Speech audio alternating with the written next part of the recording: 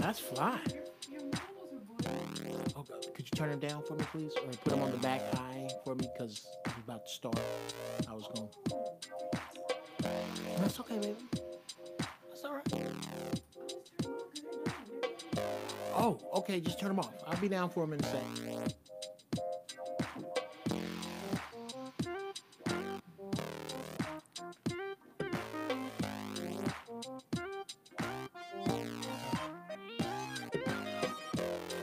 Yo, what up, Harvey? What up, Negus? Wait a minute, Negus Pharaoh. That name don't look familiar. Is that somebody who ain't been in here before? Is that somebody new?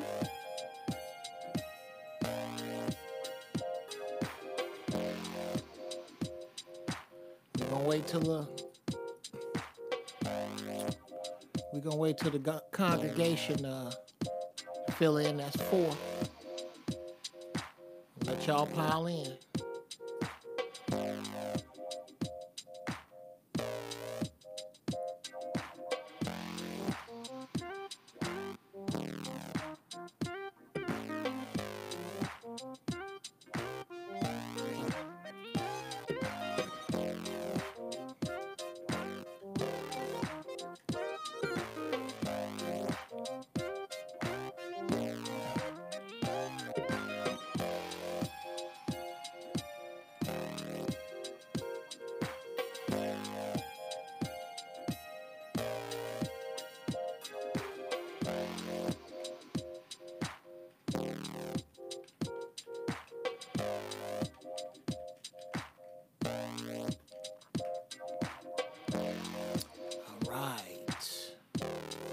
Let you pile in.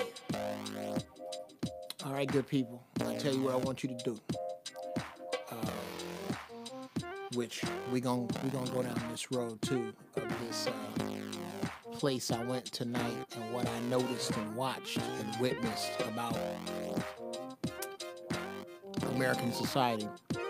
But we gonna do it while I'm eating because I haven't eaten all day. So what I want y'all to do, okay, Beats Gordy was cracking. What I want y'all to do is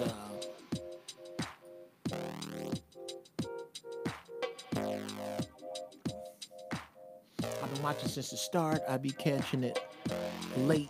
Amazing vibes though. Thank you, brother. Thank you. You did just fuck yourself out of a puff in your honor. I was gonna do that, but now,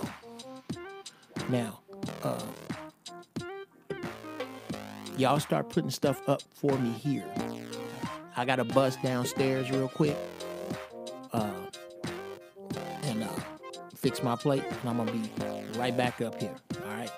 So enjoy the soulful stylings of Giraffe Ballz while I go get something to eat. I'll be right back.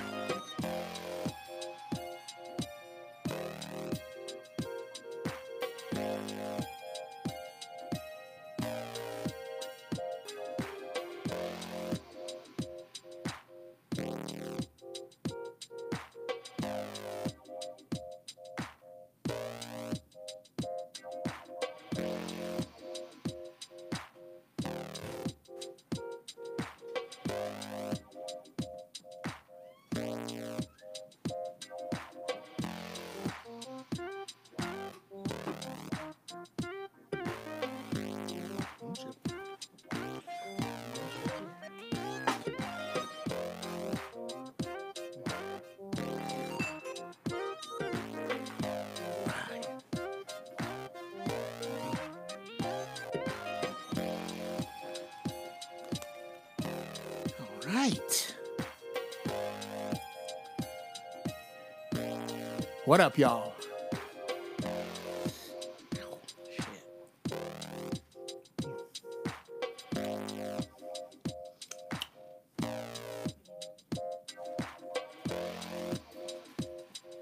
You want to come in here with me, mama? All right.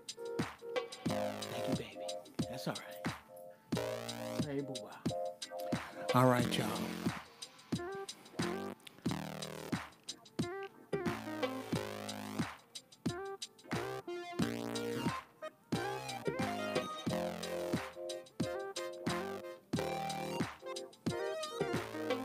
Oh, you feeling this Tribe hoodie, JB?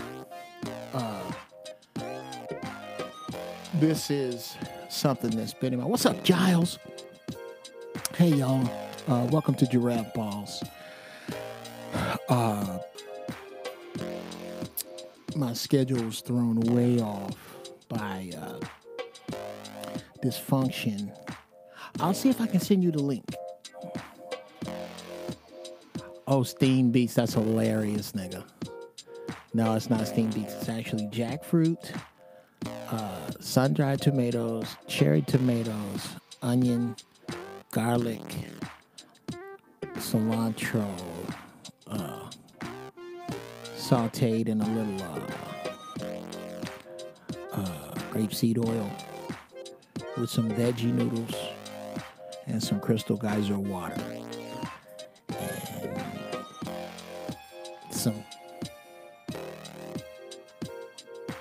Okay, I need my heads to stand up. All right, which one is the show brought to us by? Silver Haze or Pineapple Express? Which way should we go? Y'all let me know. We're going to vote on which way to go, and then that's the ride we take. I like that. Till then, I'm going to enjoy some of my steamed beats. That's hilarious. Okay.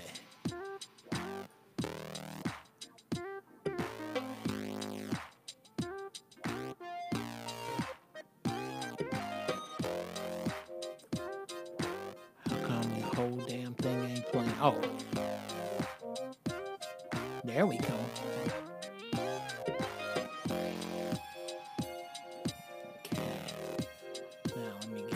some way it was written.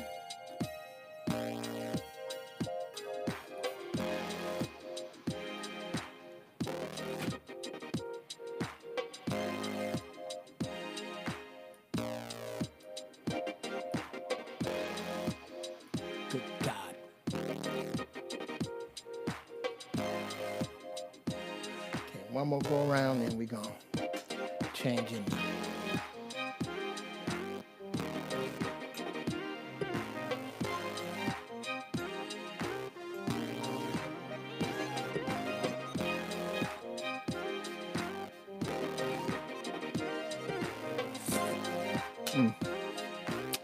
Damn it, I can cook.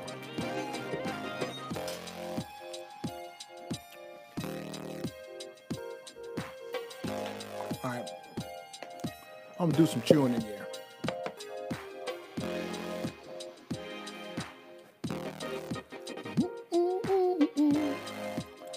All right.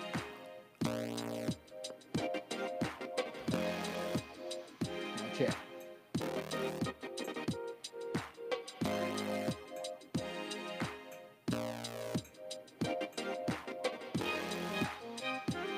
Oh, it didn't go all the way down.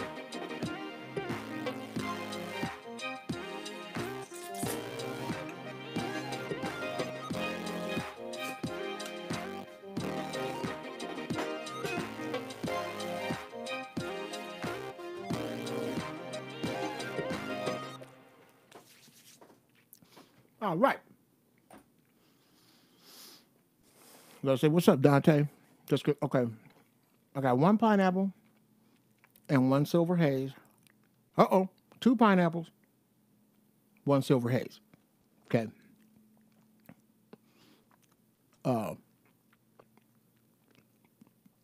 First 1 to 5. There's 17 folk watching. All right, now. If you don't know, we are choosing which weed I'm going to smoke this evening. It's going to be either Pineapple Express or Silver Haze. Y'all vote. Y'all let me know. The biggest one gets to vote. But don't take the whole fucking show, people. How hard is it? Okay? It's Giraffe Ballz. It's a show loosely based around weed and getting high. So I would imagine most of you do. Give me some back. Give me why Giraffe Ball. I mean, why, give me why, you know, let me know. Give me why Pineapple Express. Why Silver Haze? All right, Dante says another one. I'm about to roll a combo blunt. Got several different strains. Okay, Sonia. Yeah. The worst thing about what you said is the paper. You do know you might as well be smoking cigarettes when you fuck with a blunt. Because that's tobacco. I had Pineapple Express before, Anthony, and what happened? Whichever one that will keep the conversation going, JAB, I'm going to say that's nice and vague, because both of them. That's like saying, you know what? I'll date the girl that has the vagina. Well, no, it isn't, because now. Jamu, what's cracking? Hey, man, help us vote. Which one? Am I rocking Pineapple Express, or will it be Silver Haze this evening? I got a choice because I haven't had a chance to make it to my weed swap meet. They got a weed swap meet here in L.A. where you get the shit just cut off the vine indoors. Shit, sticky, icky, wonderful shit for cheap. But I've been going to the dispensary, and that's where they get you. It's a little too expensive in there. I'm going to start growing my own shit. I really think so. All right. We got a silver. We got another silver.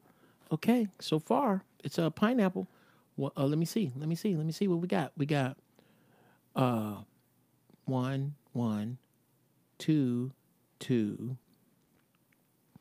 Anthony Thorpe just said he had pineapple. He didn't say shit else about it. 2, 2. Silver, 3 to 2. It's 3 to 2 silver. Pineapple, that's hilarious. Tell me that's funny, Harvey. Pineapple Express, is it sativa? I believe it is. That's all I get down with.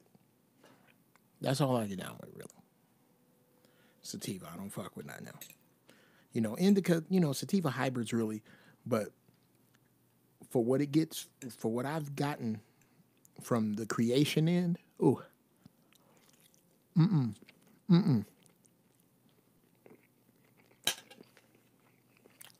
oh, how can you roll a blunt with paper, Sonny? Okay, wait a minute. Okay, y'all help me out. Let me throw this joint. I just had a super old. I'm going through. For those of you who don't know, I'm really all this music you hear is for sale.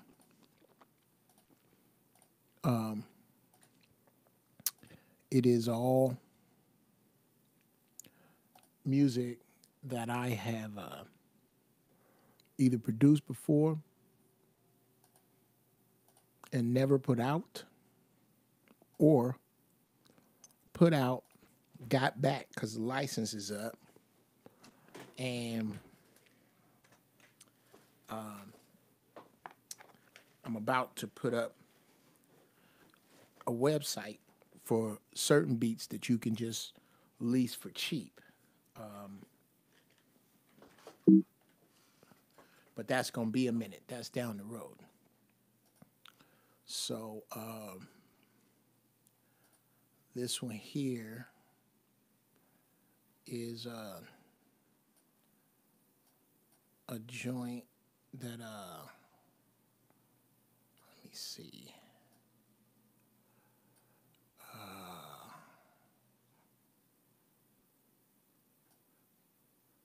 Let me see. Wow. Wow. That's far. Okay. Just for you to do the same shit. Okay. We're going to start there. Yeah. This one is called Smile.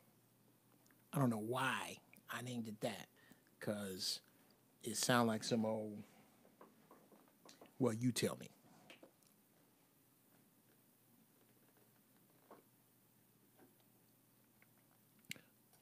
That is if it's going to play. You don't want to play? Why you not playing? Just some bullshit. I just had you open. Let me close you and... Don't say that bullshit then. That was some bullshit. I was just playing. Okay. Then, let's go with this one. It says, but does sativa keep you up like for long hours? I also stopped smoking tobacco blunts because I learned that it was tobacco. Yes. You stole Prince music? I have no idea what you mean, Arby Ross.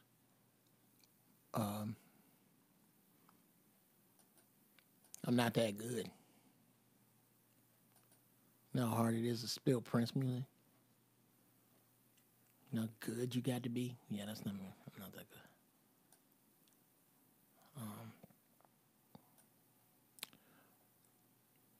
Okay. What in the sweet fuck is going on?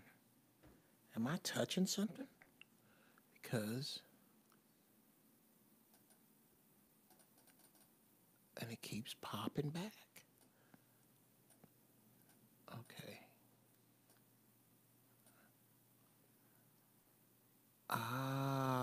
Okay. Okay, yes. I'm going to have to come out and come all the way back in because I opened Logic. And I have to close Logic or Reason will not work. Because Reason is programmed to slave to certain programs. If it sees it, it automatically becomes its slave. So it was killing me. It wouldn't. Okay, so now we're back in business. Whichever one that won't have you spilling the sauce on that hoodie. That's hilarious, JB. You got your face on this hoodie. Yeah, man. I will try to find you the link. I get them constantly in my Facebook feed of these hoodies that I'm sure are bootleg. I'm sure Tribe ain't got shit to do with this. I'm sure they don't. But they have some fly ones, man. I got a fly ass Wu Tang. I got a couple Mike Tysons coming. I'm gonna buy them. I've come here to silence. There is no jam session in this kingdom. Actually, there is. I just had a little funky thing going down with Reason it didn't want to do. It didn't want to cooperate, or actually, it wasn't about Reason not cooperating. It was about my dumb ass not dealing with my shit the way I was supposed to. So here we go. Again, this one is called Smile.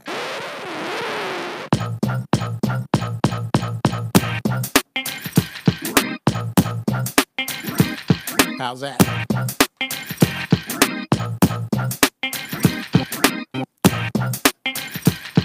Woo, shit.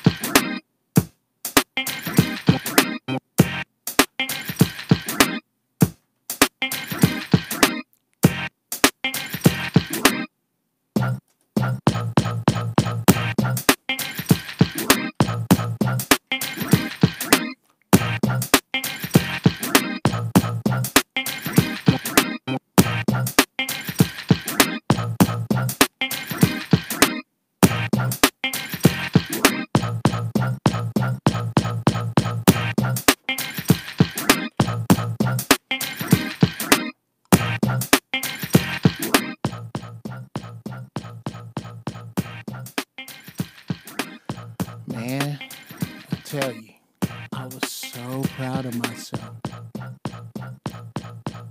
This was that's hilarious. Well,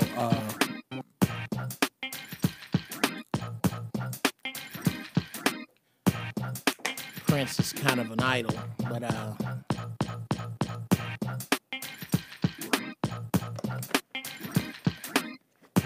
okay.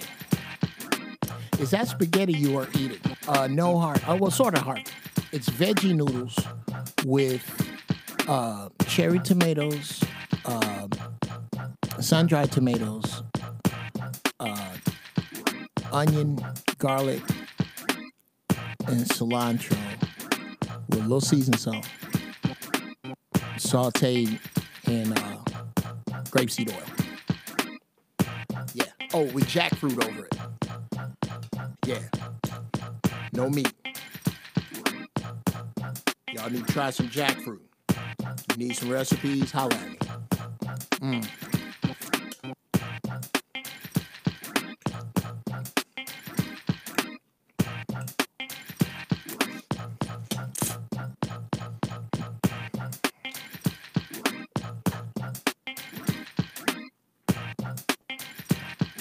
No, I did not get an email about the new Prince, but I'm gonna look.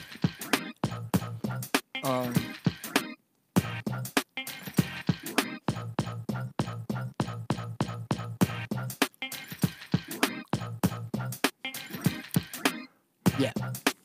So I'm gonna look.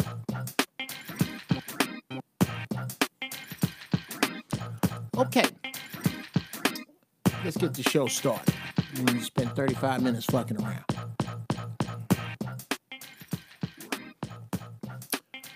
Okay. I did say that stay off that white bleach flour. What did I eat that's white bleach flour? My noodles are vegetable. They're made of vegetables. They're veggie noodles. I don't fuck with the flour.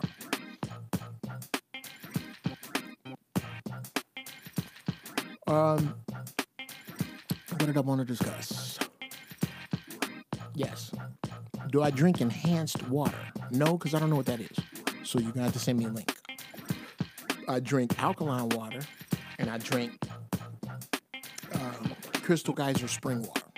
That's it. Of the waters. Now, of the liquids I imbibe on a regular, kombucha, soursop tea. I'm thinking about it. Soursop tea. What's the other tea I drink all the time? I drink elderberry tea. Hey, CJ Onyx. I ain't even got high yet because these people can't tell. You know what? Oh, it's Pineapple Express. You know what? Big fat fuck y'all.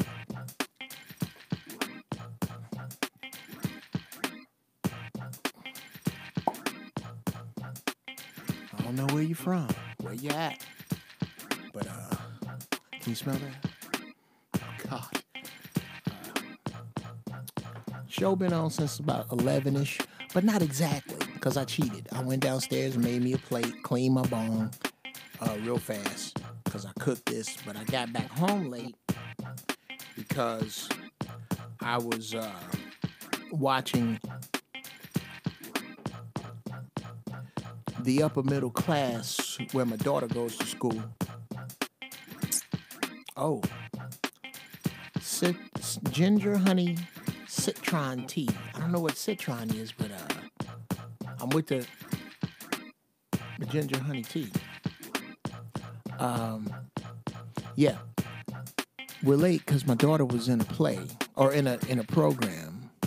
I'm not just saying this because my daughter is talented, but the school she goes to is supposed to be like a theater arts school, like on some fame shit. Except this school is overrun with upper middle class kids who have had nothing to turn into art. You turn pain into art. It's kind of hard. Okay, all you have is angst. You don't have pain. Your parents ain't around much because they're making that money. That's your problem. You ain't miss no meals. Everybody's shooting at you. You ain't no real, maybe your mama got caught cheating or your daddy or some shit like that. But for the most part, come on, son. You ain't really had that much. So that means the art really ain't about that much. Had 150 some kids up there doing these different vignettes that they put these parents through that cheer all loud for these kids that need to be booed. They should be booed. In the words of the late great James Hanna, start booing these kids. Okay? This is the purpose bullies serve. Bullies, trophies let you know what you're good at. If they give you the trophy for everything, you begin to think you're good at everything. You're not. I don't have one baseball trophy, one football trophy, one basketball trophy. You know what I got trophies for? Martial arts and comedy. The shit I'm good at. I'm on Quasi Train. It's not that good. I'm going to switch this to Sour D. Okay, Harvey. Take this from your uncle. It's about time you start finding your shit and your spots. Yeah, it's the magician. You should not be sober watching me because I'm about to get lit. Let me find my lighter now. What happened to my lighter now? I got a gang of them, can't find one. Here on the studio floor. Man, don't make me choose my favorite Tribe album. Come on. That's like choosing a favorite. Well, I do have Oh, yeah. Oh, Jack Crispy. Yes. Let's hear a Jeff Brown boxing story.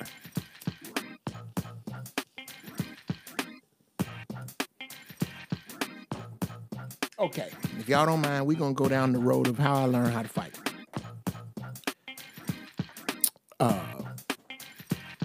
Yeah, yeah, I'm growing my own. Okay. Here's what happened. It's kind of a long road, but it's worth the trip. And it's my fucking show. Damn, this is good.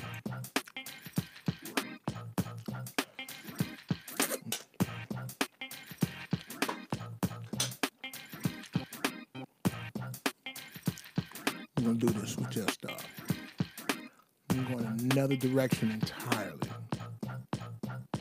Come on.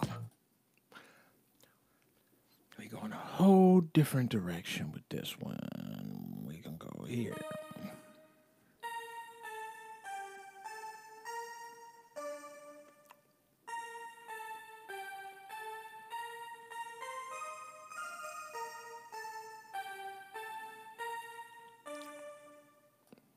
Let that ride.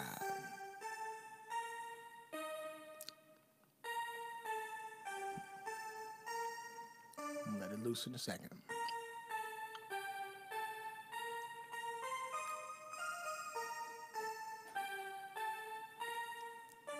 I'm supposed to be banging right now.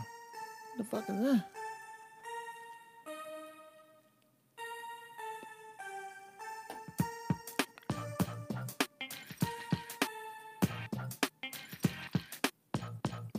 I gotta get that fixed. All right. Smile. What's that one? What up, Mimi? You right on time, baby. We just getting started. Sort of. I've been kind of just fucking around. We chit-chatting. We ain't really took off down the road.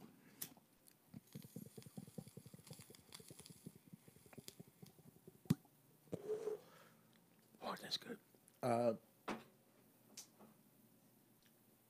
Yes, Harvey. Veggie noodles spaghetti, not normal spaghetti. Here's how I learned. Okay. As many of you know, I grew up on the south side of Chicago. The pimp, hustler, gladiator academy of the nation, some argue. I never went to the 6th grade. I made a double from the 5th to the 7th. I was in the 6th grade for 3 days, and the teacher, Miss Titus, said that boy's special. We're gonna get him looked at. So they had me tested. They wanted to put me in the 9th grade. My mother said no, that's too far. So they went with the 6th. The 7th. So I was kind of small in the 6th grade. Nigga, I was minuscule in the 7th. And I had asthma. Every change of season would put me low sick. Like, should we take him to the hospital? Should we put him on a respirator? He can barely breathe, sick. So I had plenty of time to read. That's all I used to love reading. Oh, I would just read. Remember the bicentennial encyclopedias? Some of you may not. Some of you may be scared to show your fucking age right now. Okay. This is a track called Run From 'Em. I don't know why I named it that. I don't know what the hell this is. We finna see.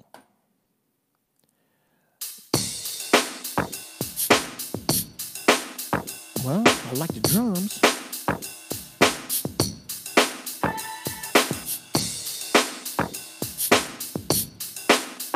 I got a lot of stuff muted, so I guess I was mixing this. So I'm just going to start bringing it in.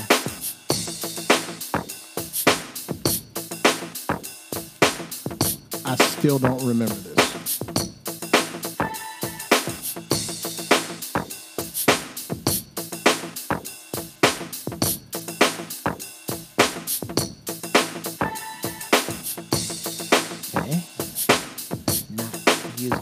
that. How about this? Oh, yeah, I'm using that. Buzz bass.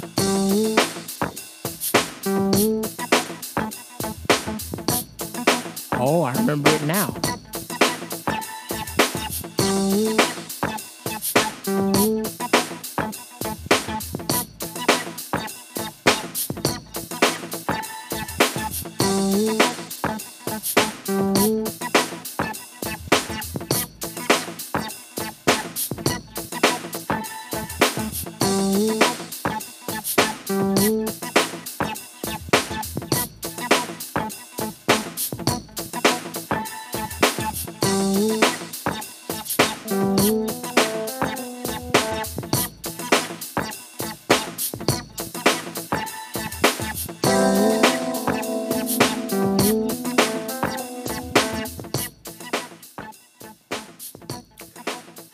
Run from them.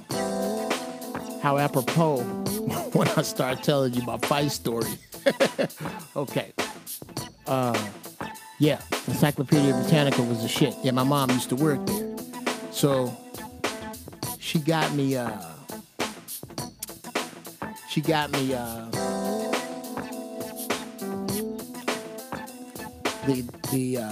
bicentennial joints. I had to be made to put them down at thank you, stay woke.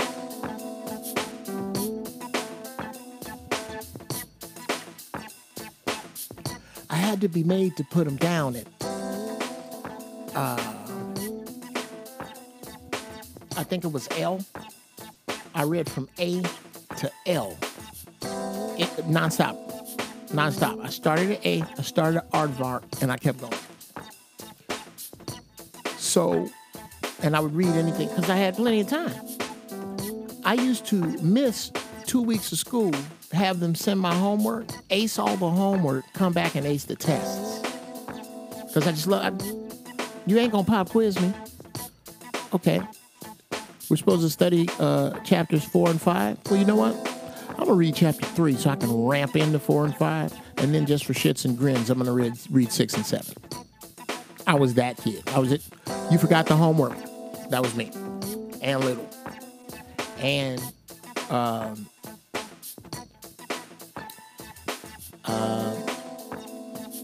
if I may say, I haven't hit an ugly phase yet. I was a good-looking kid. You get a chance, go on Facebook, look through my pictures. I was a good-looking kid. My hair was like black cotton candy. It was really soft. And you add all that shit together, that equals constant ass whoopings every fucking day. Them kids was whooping my ass. Them little nappy head South Side, and I love nappy hair, by the way. Nappy headed fucking degenerate bastards. These motherfuckers was putting it on me. And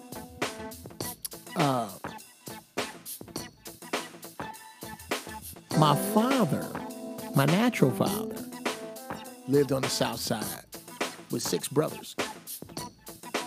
He was not the man that raised me. The man who raised me was my second stepfather. He had 7 brothers. So I had 13 uncles. I didn't see them all the time. But they rolled through enough. Enough to where my grandmother got tired of me coming home with broke nose, black eye, fractured fingers, fractured wrist. Always putting it on me, bro. Oh yeah, I kill him in Jeopardy, bro. I kill him. When I really get out, I can answer the final Jeopardy question an average of 2 days a week. I wouldn't go on Jeopardy until I can answer it 3 days a week. If I can answer the final Jeopardy question 3 days a week, I would go. But that's a bad mother. That's who you dealing with. You deal them brains right there. I ain't finna let them white people make me look stupid because I can't beat them. Because I'll get right to Final Jeopardy, and then they win and I don't, and I'll be intelligent all the way through the show, and then go, fuck all y'all white folks. And fuck y'all. You can't do that. Anyway, I'm getting my ass beat. My grandmother's tired of it. She calls my Uncle Ernie. My Uncle Ernie can fucking fight. I'm sorry. My Uncle Pep. My Uncle Pep. Dude can fight. Nice with them donuts. Ooh. And he saw, oh yeah, I play a little chess. Chess is like my golf. I'm going to stop answering questions till I tell this long fucking story. But I'm going to get to that. See here.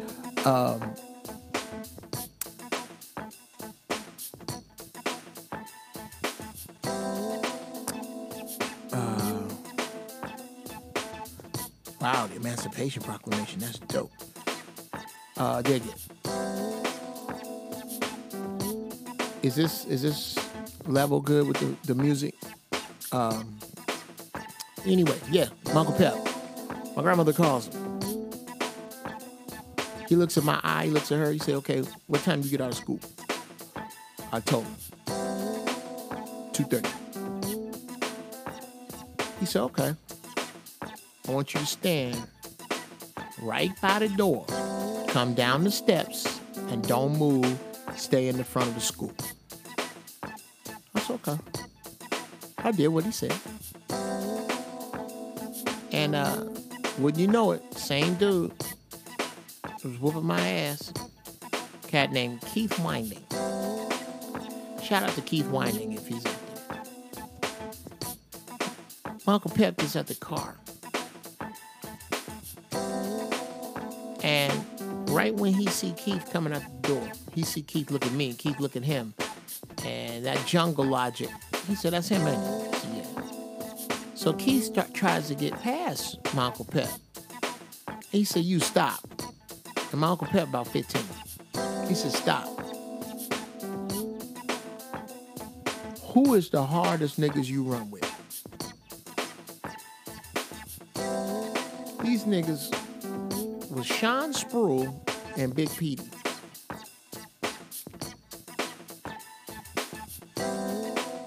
Sean Sproul and Big Petey, if they're alive, they're ministers. That's who these niggas are.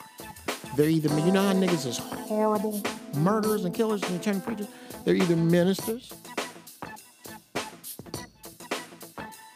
in jail, or dead. That's it. These niggas do not fit in regular society.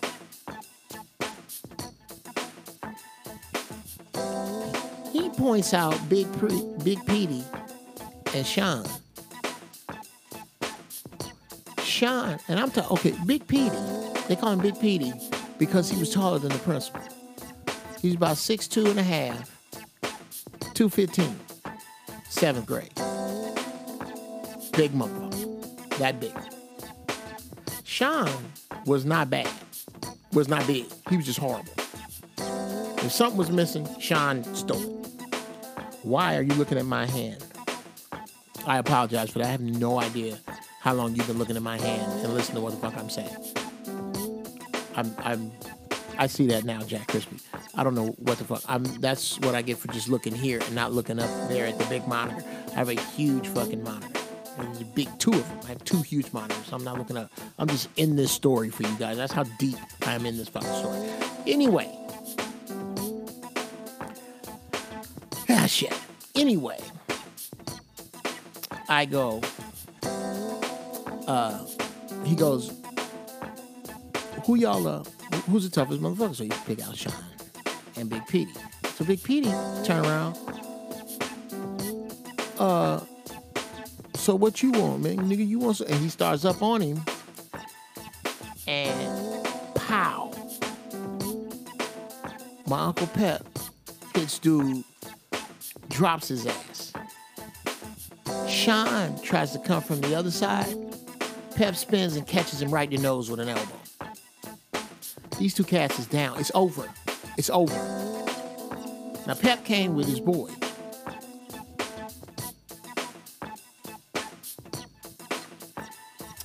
But they were unnecessary.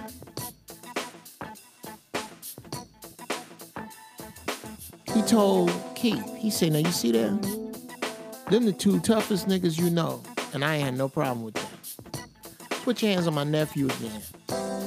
I'm gonna come over here and whoop your little ass and any niggas you bring. And I got plenty niggas with me. And we both folks, meaning they were all disciples.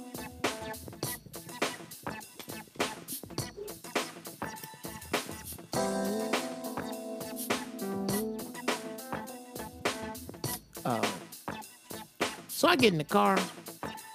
I'm all excited. Thanks, Uncle Pep. He said, shut up. Shut your damn mouth. This shit is gonna last. About 2 weeks. And then these niggas is gonna be on your ass again like wolves. They have no reason not to be. They have no reason not to be. So, Aunt Mildred, that was my grandmother named Mildred. We're gonna have to put this boy in karate school. And thus starts my journey into the martial arts. I'm tired of this.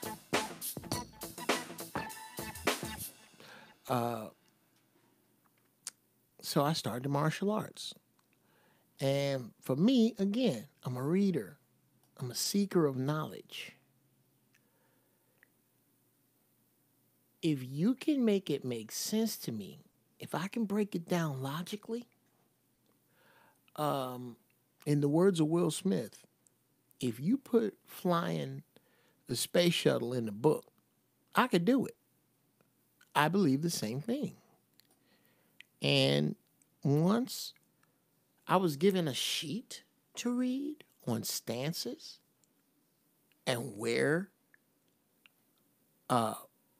karate originally comes from and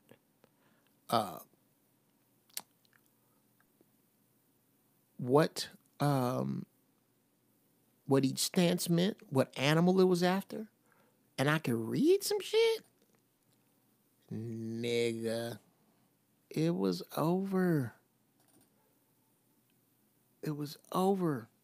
I started soaking this shit up like a sponge. And then it started to get to the point where fighting was like an elaborate dance. My style, Shorei Goju-Ryu. But, you know, I had a black belt, but now it's just a belt that's black. Because, dude, it's been so long. Anyway, so I got really good. And I started handing some of them ass women out. Back. Talking shit while it's going down. Explaining flaws during a fight. Dude, I know when you're going to throw your hands. I know, here comes your right hand. Watch, right, see? See? Right hand. Oh, I kicked you in the ribs. Breathe. Breathe. I could kick you in the face. I'm not gonna. I'm going to stretch this shit out, Maurice. Shout out to Maurice Singleton. I put it on Maurice's ass. He was one of my first. I was about a green belt. From Baker's Dojo. Green belt. We was whooping black belts' ass at other schools. Because our school was like, you not leaving here fucking our name up. So, yeah, we could fight.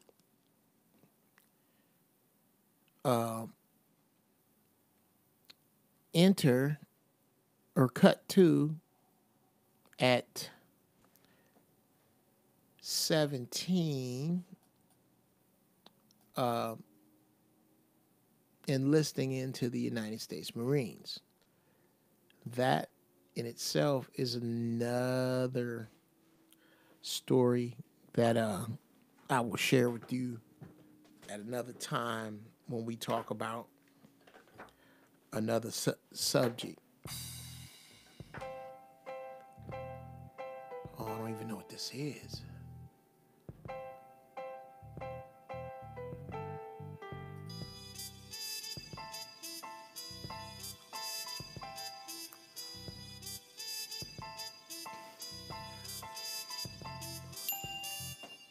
Oh.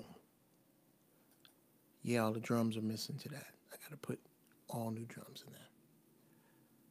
Or I gotta find the drums. It's been so long since I opened that or used it that most of it is missing. Okay, this is just bumper 8. I don't even know what that is.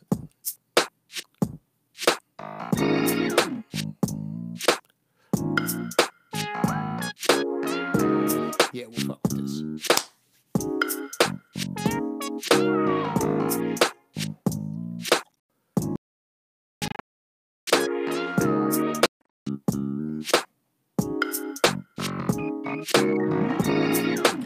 If this sounds like the 90s, because that's when I wrote it.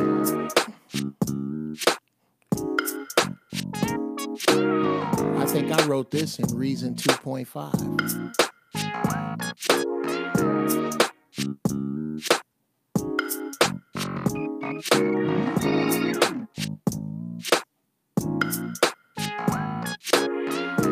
Okay.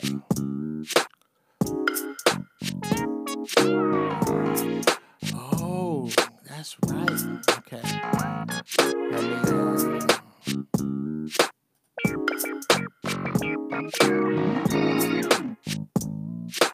there we go.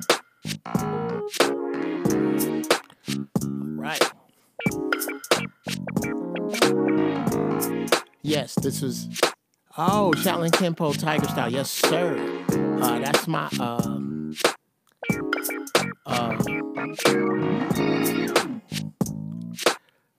No, Brandy don't want none of this no more. This was Brandy back then. But I'm going to get a young singer. As a matter of fact, let me start it over. Mr. Lionel, somewhere around the turn of the year, it's time. I need to get your daughter in the studio to do some of that shit I was telling you about. This song, we just gonna call it Bumper 8. And I want to have your daughter come into the studio and do this.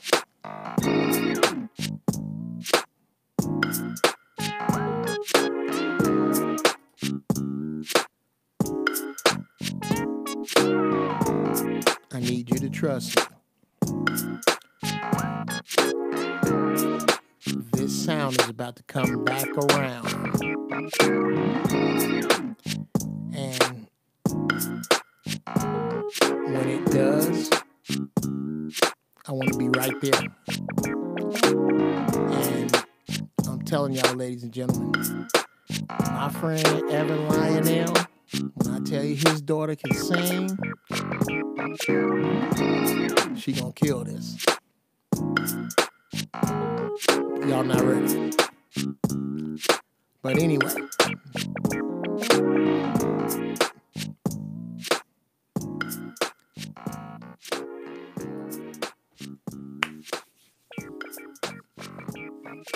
Cut to the Marines. Oh, yeah. Shori Goju-Ryu, Harvey. Shaolin Kempo style. Okay. Now, pull my head out of my ass. I hear Shaolin and Kempo. I'm putting all the monks in China. So Shaolin is Chinese. Kempo is Korean, yes?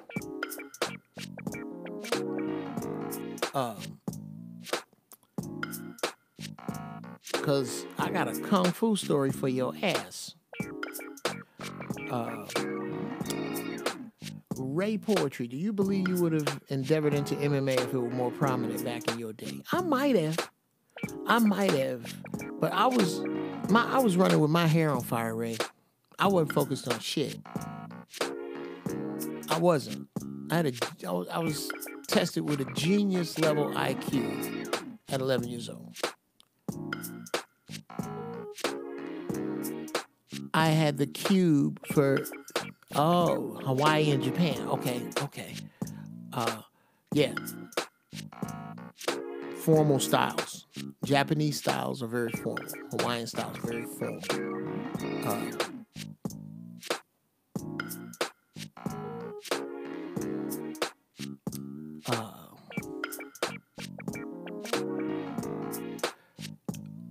Where was it? Oh, yeah. Oh, that's me.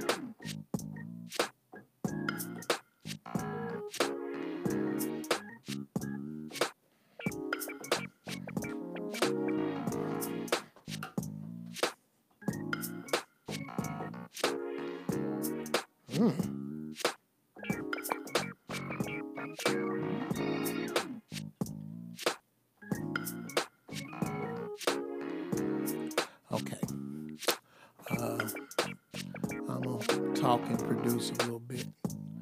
This is a very old track. I'm finna put something else on here that I just happened to hear in my head. I think I'm going to jump down into... Nope. I think I want to use...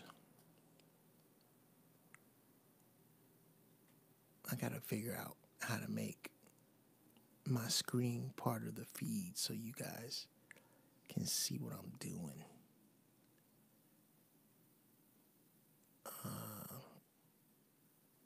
Let's see.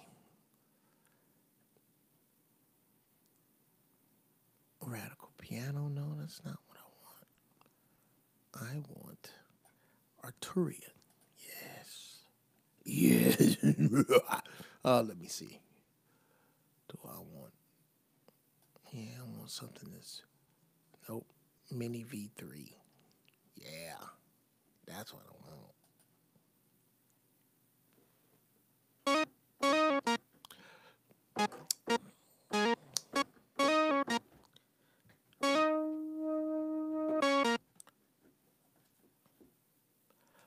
No, I heard that, Mimi. Oh, thank you. Don't make my head big, Mimi. Come on now.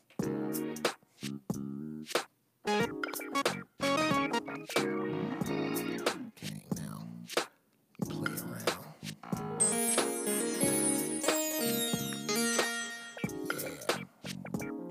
Yeah.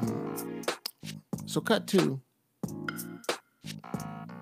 Oh no, I was. That's hilarious. Christian rap beat album. That's hilarious. That's actually a hilarious snap. Nigga, that's funny. What up, Frank White? I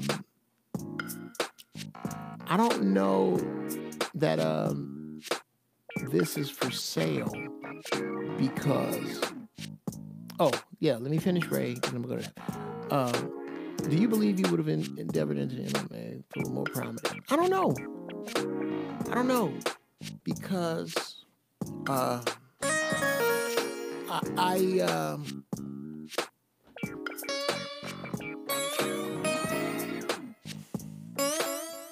like that.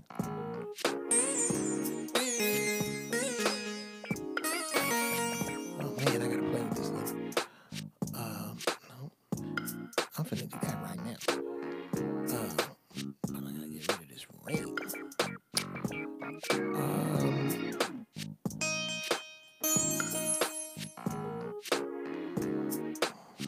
Where's the fucking release button?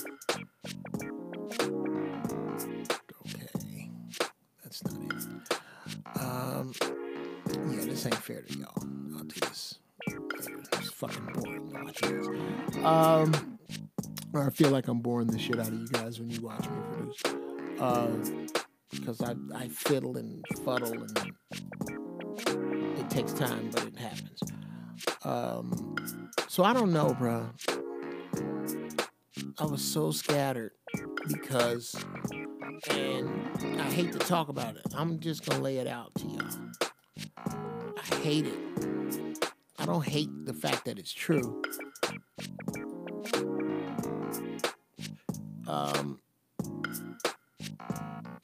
I mean, it was better when I was younger, but it's still true that I pretty much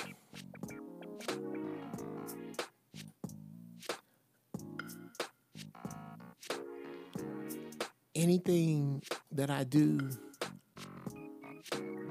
for an hour looks like I've been doing it for a couple of weeks. Things that I do for a couple of weeks look like I've been doing them for 6 months, and so on.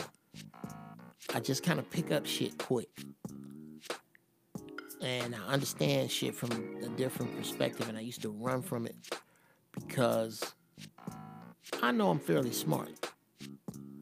But it's motherfuckers that's light years ahead of me. I'm just okay. Yeah, 40 TV, yeah. And not just a jack, but like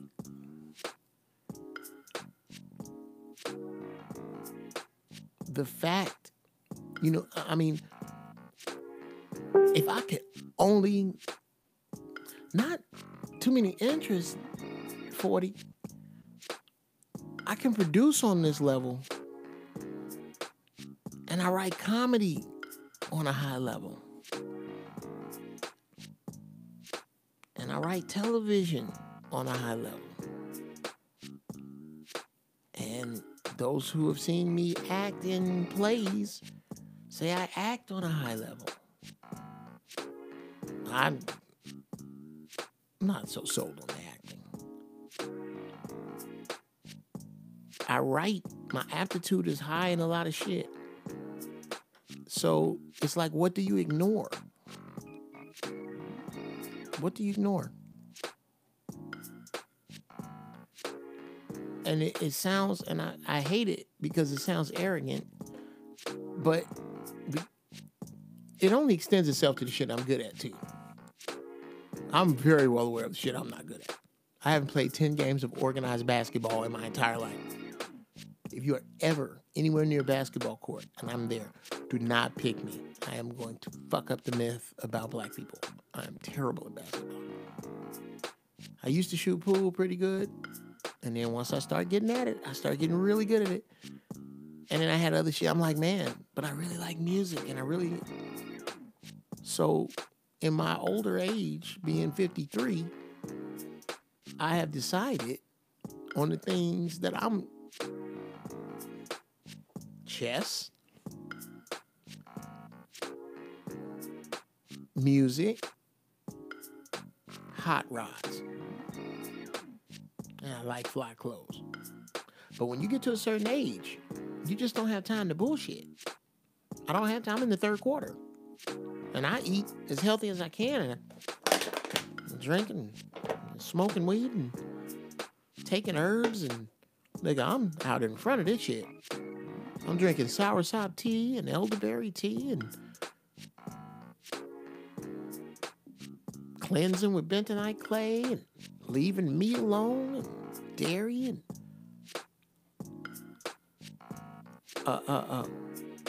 yeah, Mimi. We are, and I'm just talking about on my level. Imagine how mad Prince was driven. You know why Prince was that weird? Because he was that fantastic. Prince was incredible. I don't think y'all understand. I think you do. But I'm going to tell you, if you're not a musician, if you don't play an instrument, you don't understand it. I plunk at the keys to do what you hear. I plunk at the keys. I was a studio drummer. Yes, I was a session drummer. That's another thing. I started playing drums at age 9. By age 10 and a half, I was killing it. It's the truth.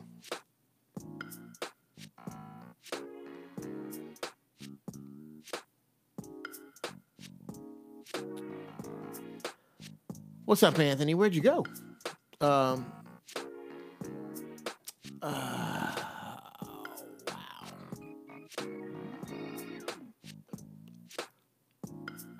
So, yeah, that's where I was. Prince. Imagine how mad he must have been driven to have music pour out of him on that level. I mean,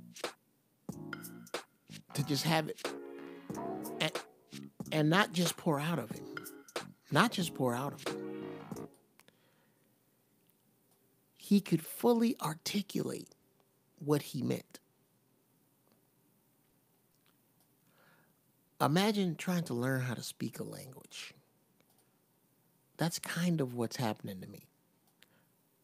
Is I'm learning how to articulate what it is that I want to say with music.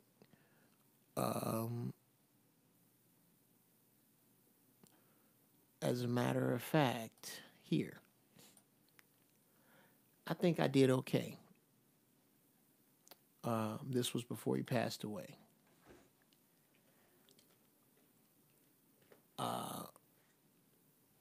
I wanted to make a track. I sat out to make a track. I said, you know what? I want to make a track like Prince would make. What would a track sound like? This was before he died. What would a track sound like? What is Prince's approach? What is one of Prince's approaches? And let me see.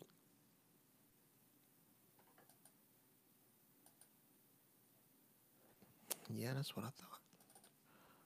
Okay.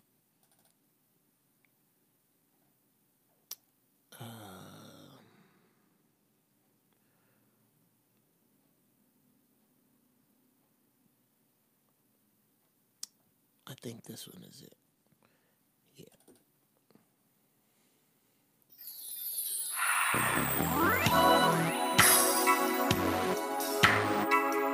Yeah.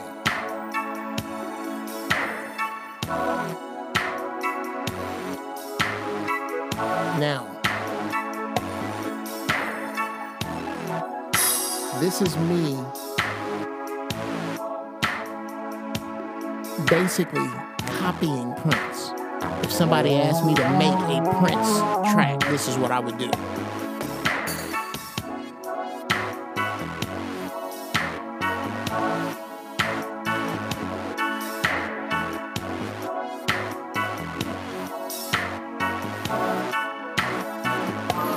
It's called Answer Your Phone.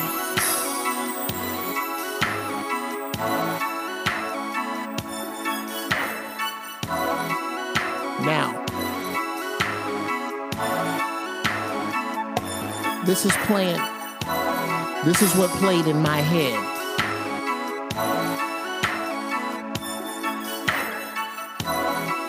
Which is what made me play this. This is one style of Prince. One style from a genius. One frickin', and it almost sounds like Prince. You stupid. It almost sounds like him. It was like seeing somebody do a really good impression of Jack Nicholson. Yes, Celeste. Right in The Beautiful Ones. Thank you, Harvey. That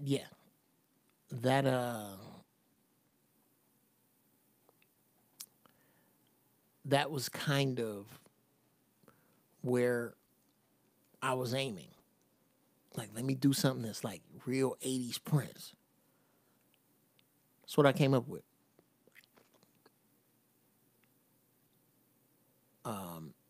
Just while I'm in here, I might as well. This is some of the stuff you'll hear on my other show.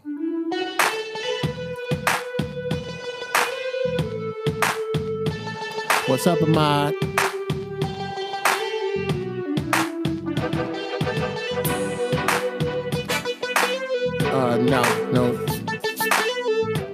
No F. George. I couldn't put no 808 on that. Because Prince wouldn't have put no 808 on it. Now, I play with an 808 a little bit. I'm going to start. Oh, replay it? Okay.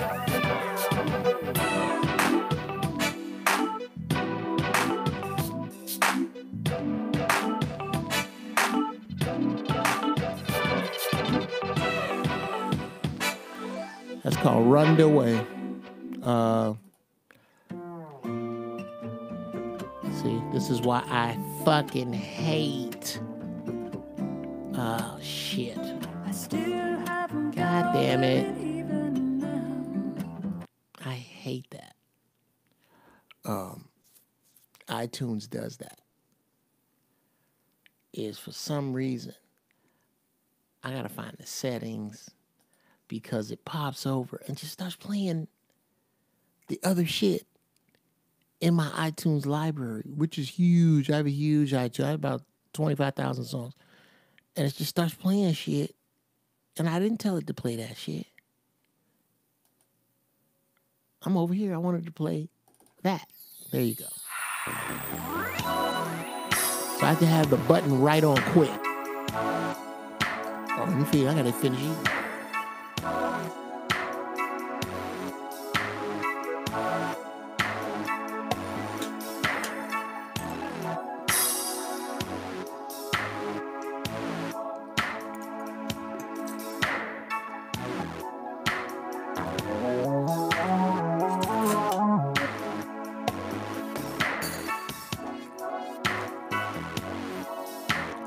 Oh yeah, we got to finish talking about my boxing career.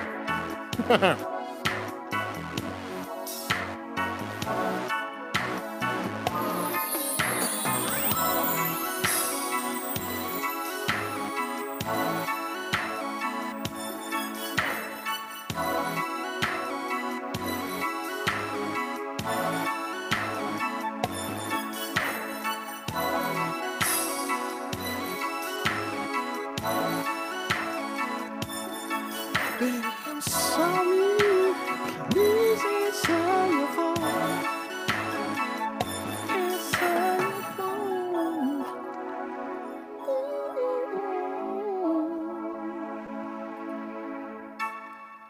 Okay, now I gotta go quit iTunes, quit. Like that, I gotta like snatch it down. Because ain't no telling this finna start playing some shit that I don't want played.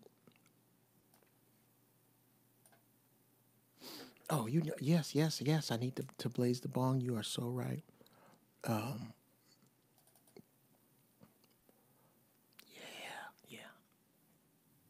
Yeah. Beehives and red hair dudes. That's hilarious. Okay, let me see. You know what? I'm just gonna play something I know, and I know it's all there. This is one of my favorite tracks, and it just.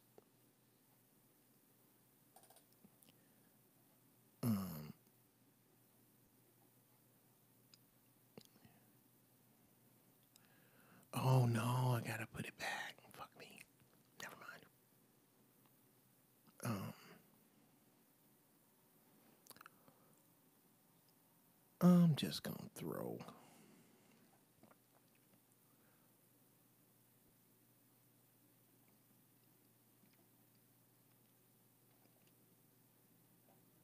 something in the center. I'm not gonna even.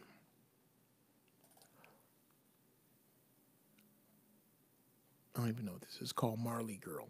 So I probably named it after my dog.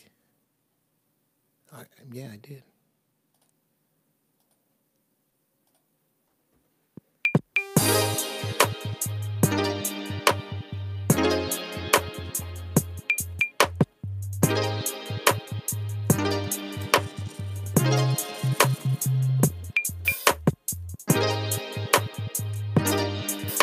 Yeah. This would be cool to talk about me and boxing.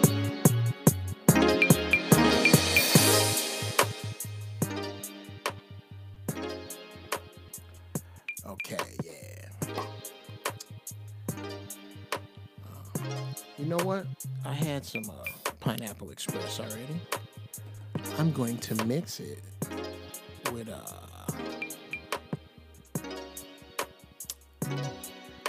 I'm gonna mix this with some Silver Haze. See what happens to me.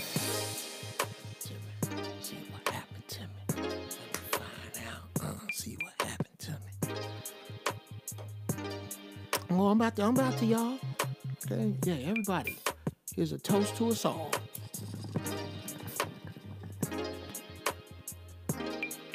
Ooh, ooh. This tastes almost silver. Good God. Oh shit.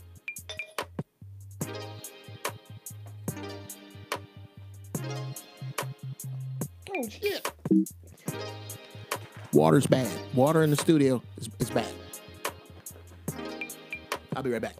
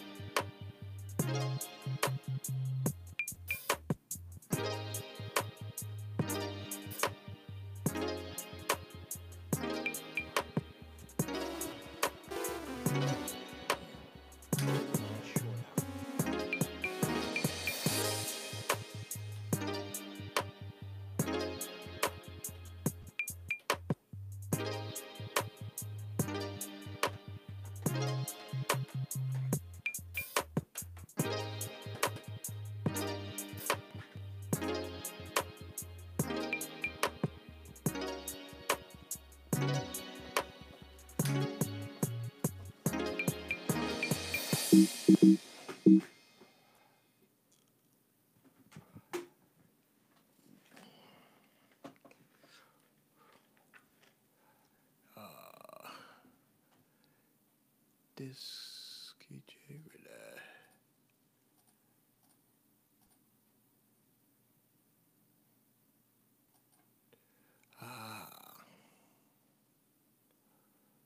okay.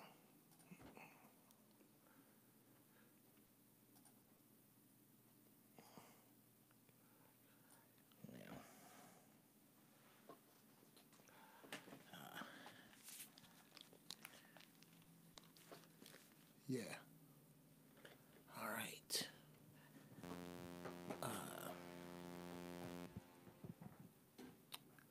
Did we No, I didn't short my shit out. Don't worry, guys. That's what happened.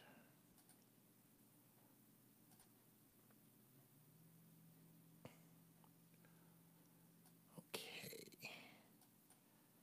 Let's see. So we close it and we open it. All right.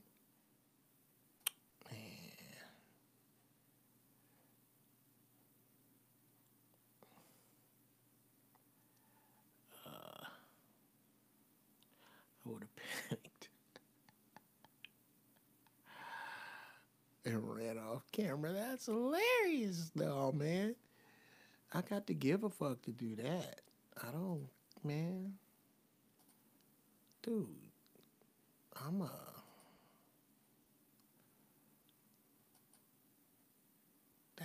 It's not going to happen.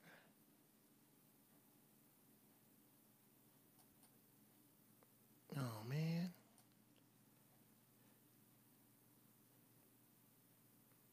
Okay, I don't know what that is. Let's see.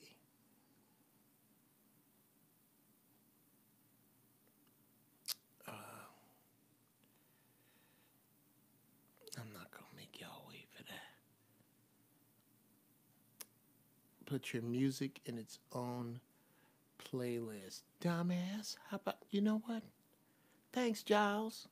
Just a dumbass with it. It was the beat you opened the show with 5 days ago. Was the Vegas Greedy show. I'm gonna have to look, man. I'm not quite sure. I can just look at the openings of the shows and dig through. Oh, the opening of the Vegas Greedy show. Okay. Well, you know what? You know what? God damn it. Wait a minute. Through the wonders of modern technology, I believe I can share that with you. Yes. Why the fuck not? Okay. I go to my channel. I go to my videos. And I go Vegas Greedy. Okay. I go there. I start over. And turn the fucking sound on. Okay, let's see.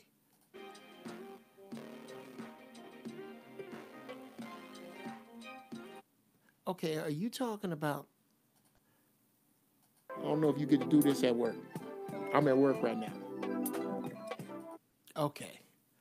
The first one or the second one? Because the first one is the theme to the music, the theme to the show. I always open with that. And then I play around and it only makes sense now.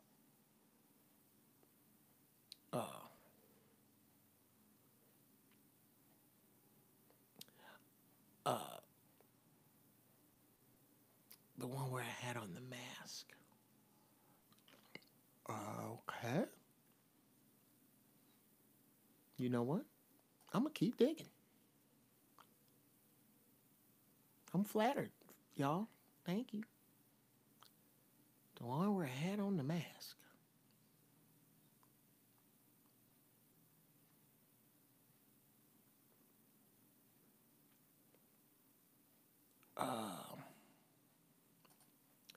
Let me see. The one where I had on the mask.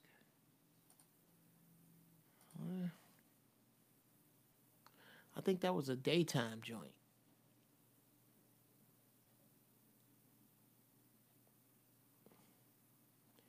Yeah, I think, yeah.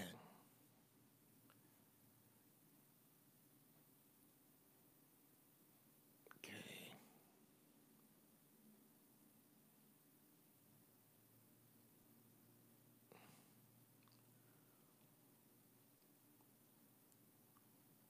Okay, I have no fucking idea what you're talking about.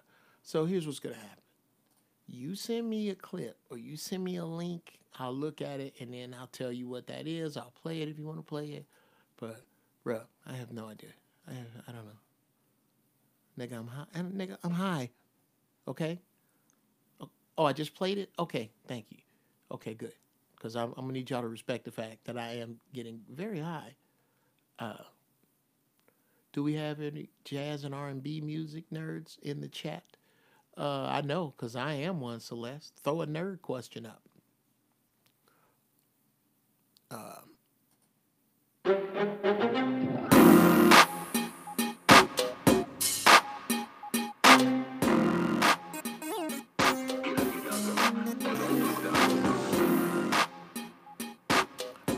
yeah. I remember this. Oh, yeah.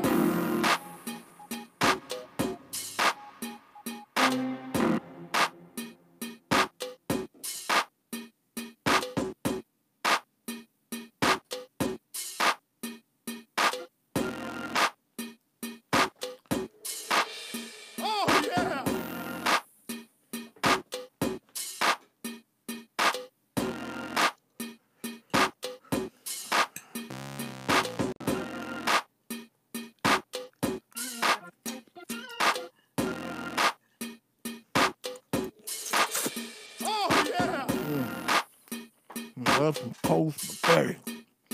Shit. Let me close my door.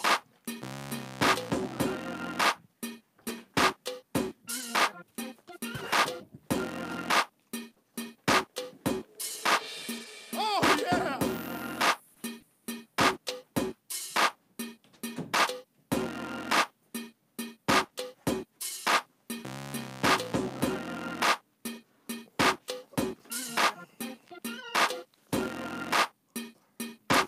My man here. Oh, yeah!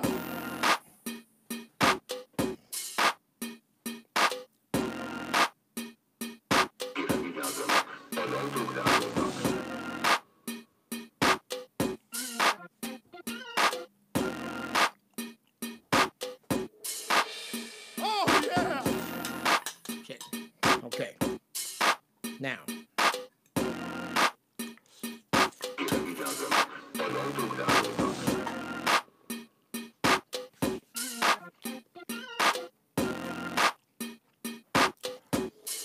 It'd be nice to. Oh, yeah.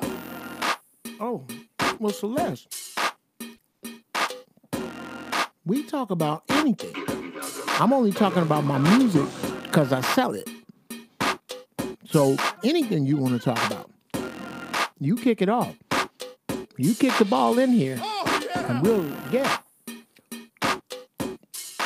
Exactly what do you mean?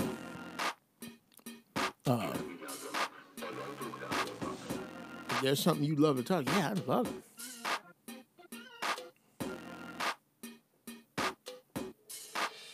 Oh, yeah.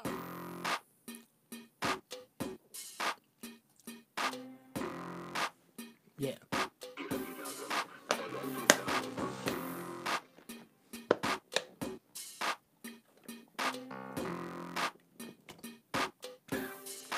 I'm slacking. I'm supposed to finish this in a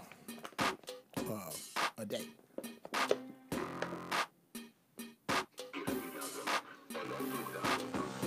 Yes, my boxing career. Let's discuss that. Over this track. It's called Drummer Drummer.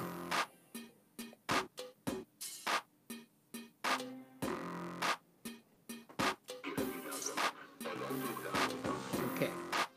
In my panic, did anybody see where my lighter went? You know why it doesn't matter? Because there's another one right here I knocked off the table. Here we go. Here we go.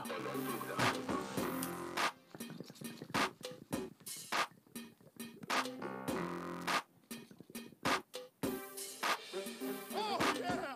Oh, man. I swear.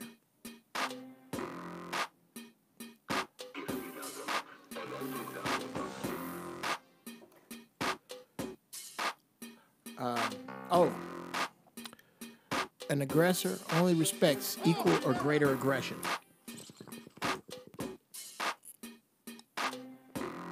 Good callback, bro.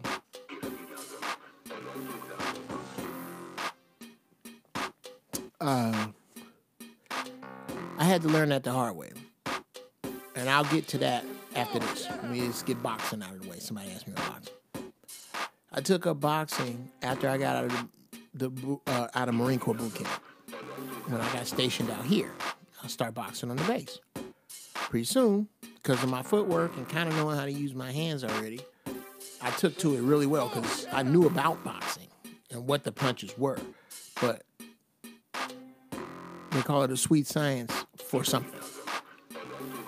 And I was by no means brilliant, but I was good. I was good. But what I was mostly doing was imitating Sugar Ray Leonard for the most part. And I did look good. I was cute. Oh my God. Bip bop bing bop pow. I could put him on your ass. I put him on you. And I was skinny as a rail, strong as an ox. I weighed about 130 pounds, soaking wet, holding the television.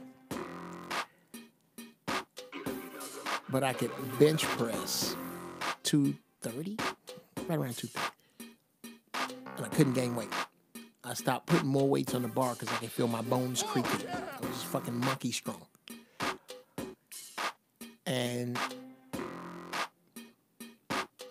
fast, quick, very quick hands.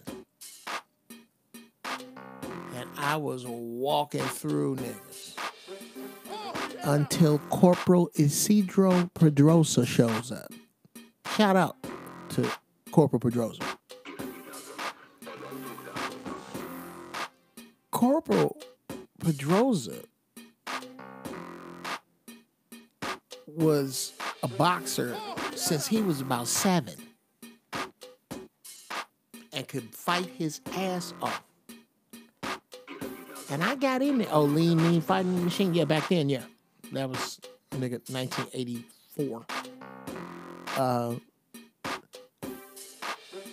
I get in with Pedrosa. We start going around.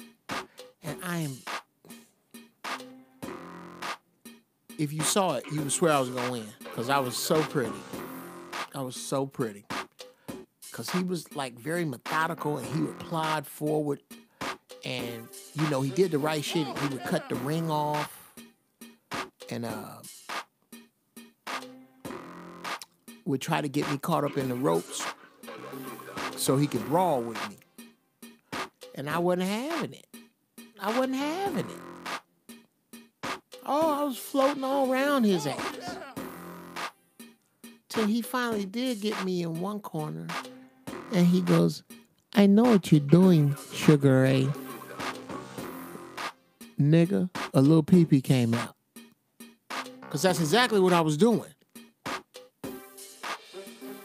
You watch Sugar Ray Leonard's fights. I was doing my best impression of him. And doing it well. Placing my jabs like he... No, he was strategic, indigenous. I was not. I understood the science of it. But I wasn't digging into boxing and studying it like I should have. Because I was out in the street getting these girls.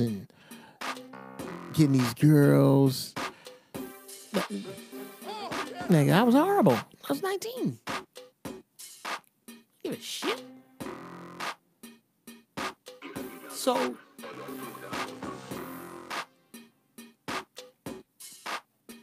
Pedrosa gets me out in the center of the ring. And yes, he was a student. And I'm hitting this dude with everything. I'm fast. I could stop and give it to him. Pip, pip, pop, pip, pop. He was walking through it. And I got tired. When I tell you, this Mexican dude tattooed my monkey ass. As I laid there on the canvas, inspecting the lights, looking up going, man, they really need to dust this place. It's nasty up there. After that, I was like, okay, guess what? I can be regular nigga ass. That's good enough. And I announced my retirement. Because I wasn't about to have all this fucked up. Can't but, well, you know, I pride myself on being fairly smart. I'm beating my fucking brains out. No. So, Corporal Pedrosa, wherever you are, thank you for retiring me from boxing before it even got started. It's not like that shit. I had never been knocked out to that level. I just had my ass beat in, you know, regular street fights. I ain't never had nobody standing over me counting. So yeah, I left that shit promptly alone. Now, to music.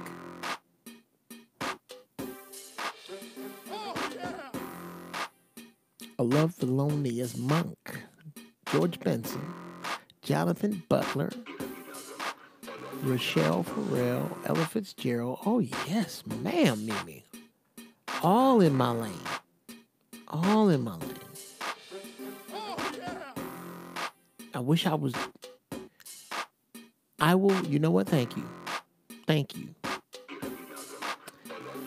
I am going to press my ability as a musician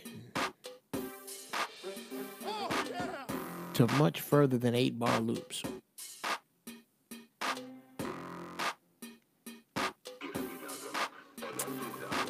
I am going to endeavor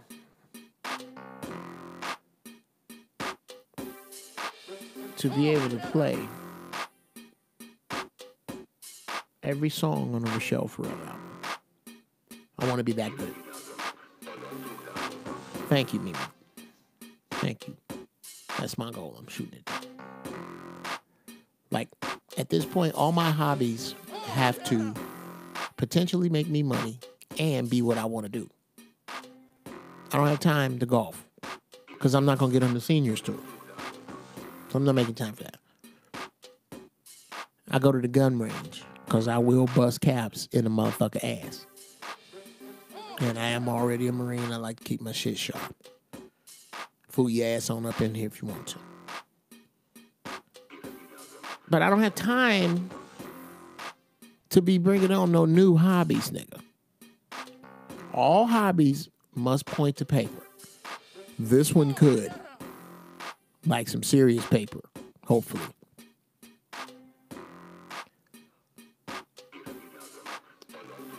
Hagler beat Leonard's ass. I don't care what nobody say.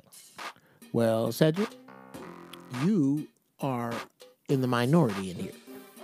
Because Sugar Ray Leonard, first off, yeah.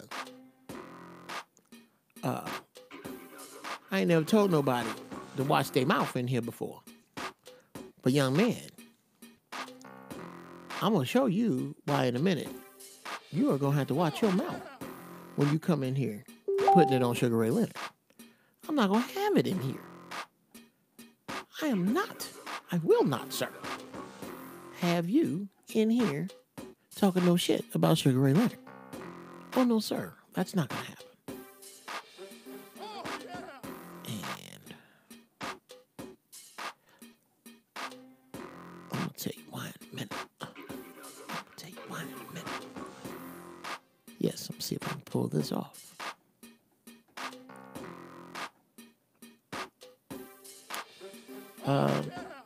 Yes, we must discuss this, people.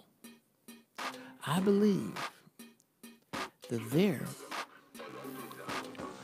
is a purposeful pussification of American millennials, because I don't hear about this from other places. A pussification, a purposeful pussification, making these kids so goddamn soft you can't talk to them. You grab them, they trying to call DCFS. Guess who ain't doing that to their kids? North Korea, Russia, China. You know what I think's gonna happen? Russia gonna get in here good and start dividing this motherfucker up with China. Now, let me find that picture I was looking for.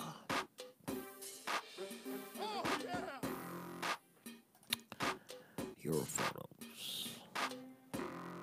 Timeline, that's what I'm looking for.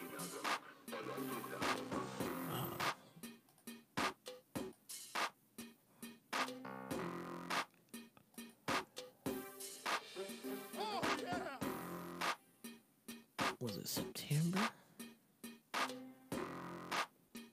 I think it was.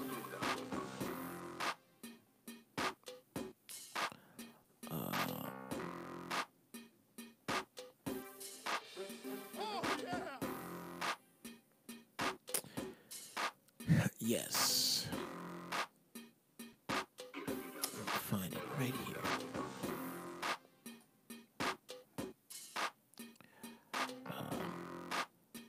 Indigenous.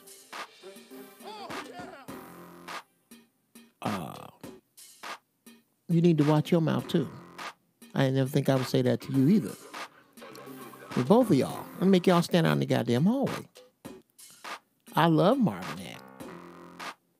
I did. I love Marvin. You know what I love about Marvin Hagler? He was never flashy. He was never flamboyant. Marvin Hagler didn't have flashes in the ring. He didn't have, like, like explosions and then lay back, explode and lay back. No. Marvin Hagler would come out and whoop your motherfucking ass for 14 rounds, just like he did in the first one. I don't believe people understand. First off, the mental capacity to do that. To, even if you got some, reserve it in the tank, but don't reserve it so much that you got to spurt it out. But don't use so much that you got to rest. And keep it right there for 14 fucking rounds. In here. And then doing it out here. Oh, did I forget? Somebody trying to knock your goddamn head off. Shout out to Marvin Hagler. I'm talking shit right now. But I'm talking shit because Sugar Ray Leonard was a personal superhero of mine. That's one of my heroes, bro. You gotta watch it. That was my dude right there.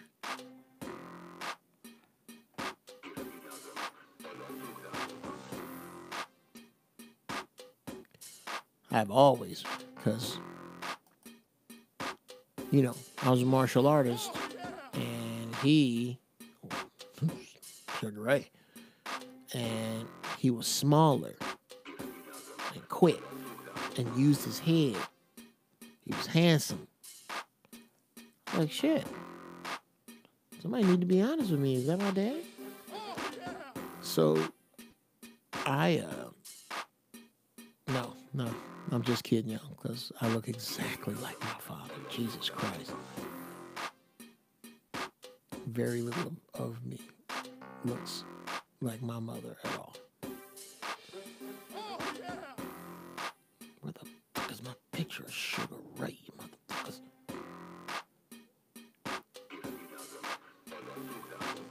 Jesus Christ, I know a lot. I'm going through my Facebook pictures. I know a lot of niggas. Just niggas, I know all these niggas. Hey. And none of you are who I need you to be. No, Timac. No, I'm not looking for you. No. I'm looking for... Okay. This is fucking pathetic. But I'm going to have to do it. Since I can't show you a picture of Sugar Ray because I can't fucking find it, which doesn't make me happy. Okay, yes, I can, sort of. This is the cheesiest shit in the world. Okay.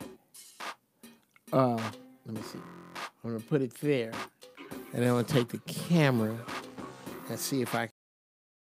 Sure I can. Buckle up.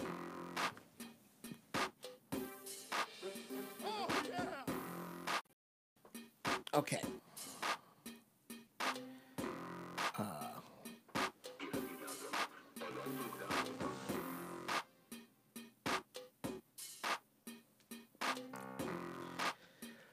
That's how you're going to get an angle, and then I'll...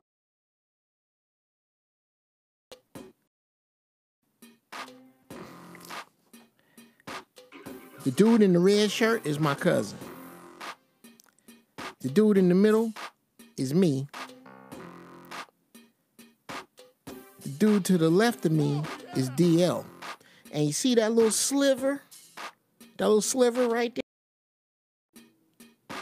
That's Sugar Ray. There you go. That's it. That's it. You're going to have to take my goddamn word for it. Take my word for it. Okay?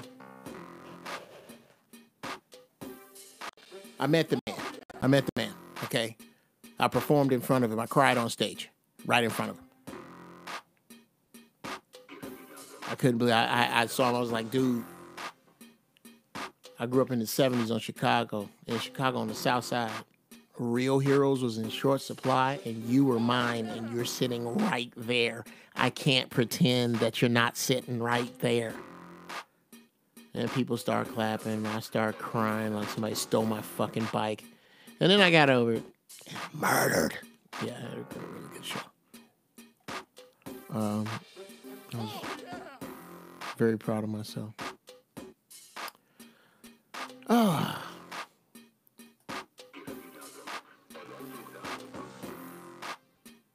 No, I don't want to do that. Jesus, people.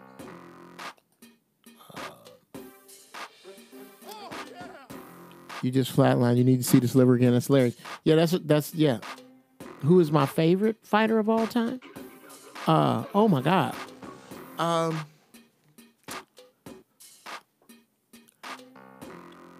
Because of how much I love my people.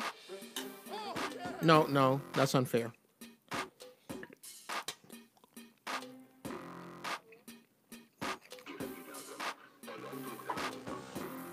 I don't know why I keep doing this. I'm sorry. Okay.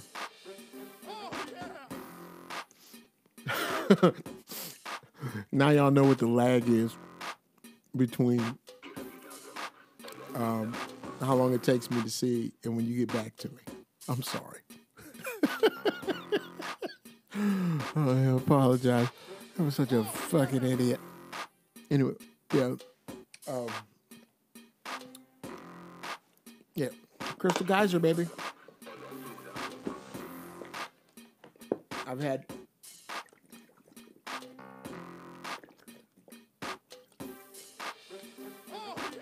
this much water today.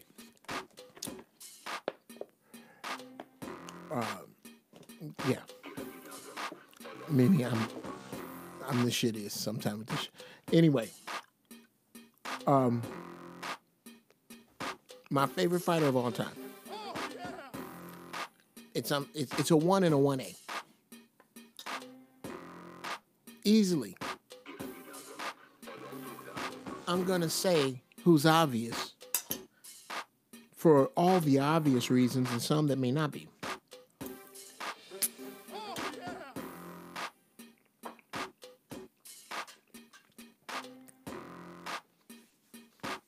The man born Cassius Marcellus Clay on January 17th,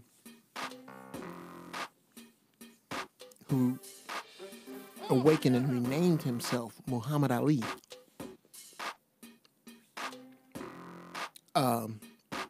One,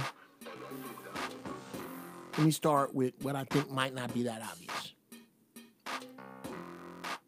Ain't no big man. This was Muhammad Ali's why he was so great in the ring is because he did a bunch of shit he had no business doing. A 6'3", 223-pound man. Ain't no man that big supposed to move that fast. Ain't no man that fast supposed to hit that hard. Ain't no man that hit that fast and hit that hard and hit that fast can hit that powerful, that can stop in the middle of backpedaling and break your jaw with a jab. A jab. Ain't no man that can fight that good supposed to be that pretty. Ain't no pretty outspoken lion like that supposed to be speaking for black folks.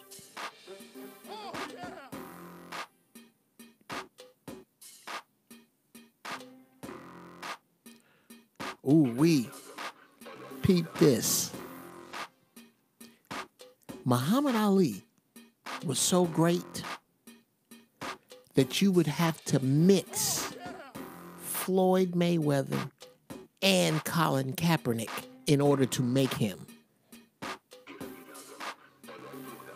Kaepernick's on the right page. He just ain't as outspoken. And he's not the athlete. He's a damn good one. But he's not to football what Ali was to boxing. Mayweather brings the excitement of Ali, but brings the give a fuck of whoever else.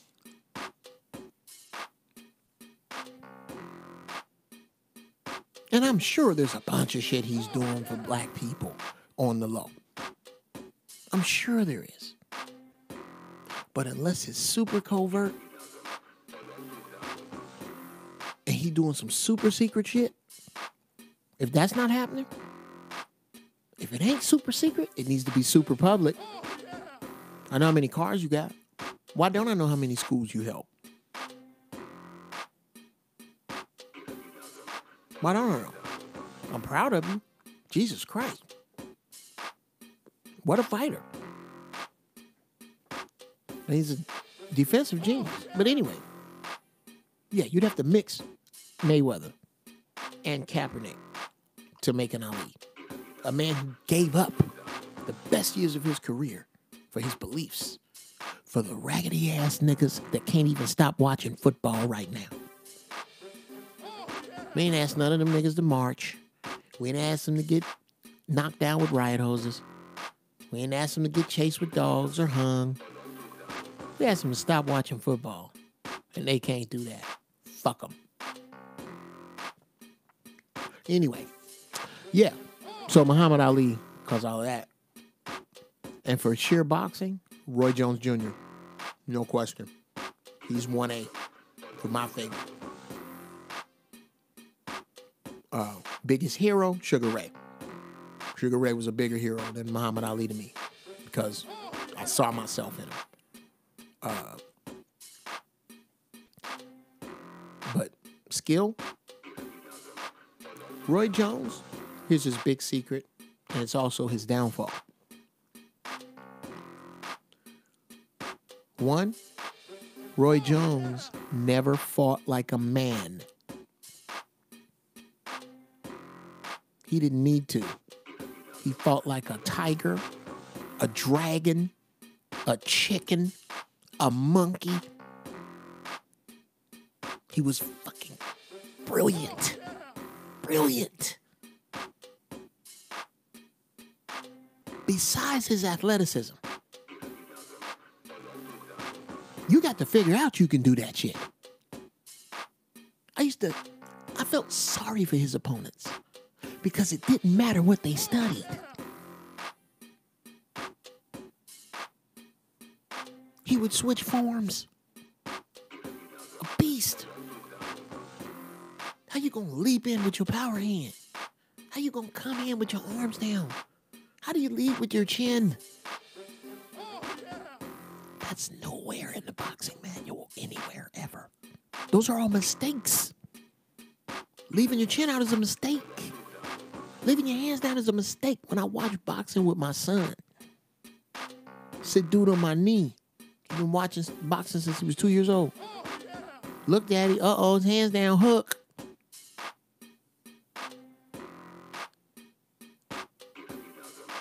This dude,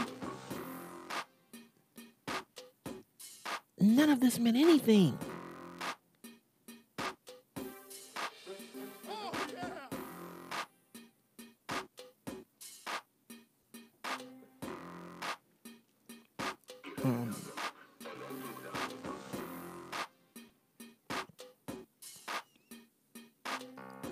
Yeah, so Roy Jones, his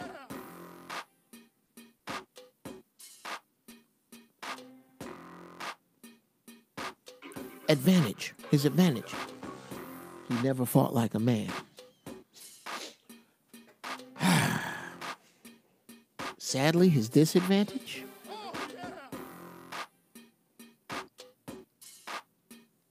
he fought like a man.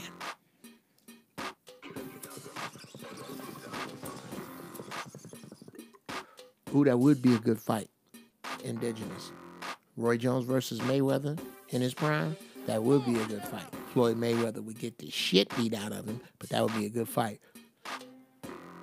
Roy just too big for him. He's just too big. because you got to bring ass to get ass. And you ain't going to stand up. Roy hit hard.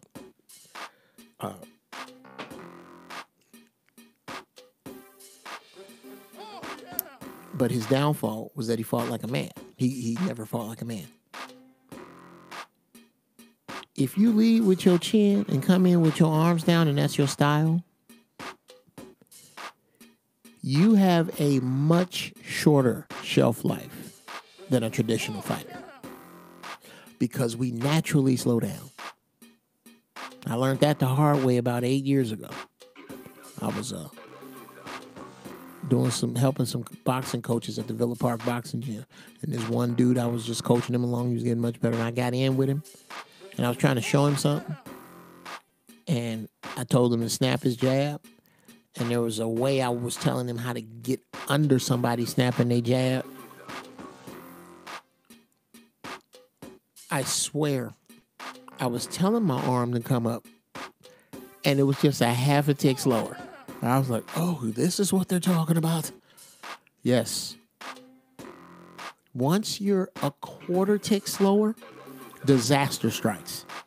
Because now you're in with a trained professional who knows what to do when you lead with your chin. Who knows what to do when you come in with your hands down. That's why Antonio Tarver knocked Roy out. Antonio Tarver could not have had a chance with Roy 2 years before that. That's just the fucking truth.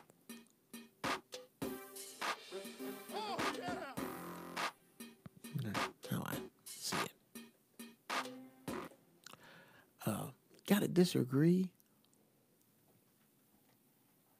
Okay, let's go back up the feed some.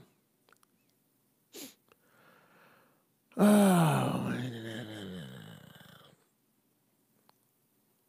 When We Were Kings. Yeah, I gotta watch that, man.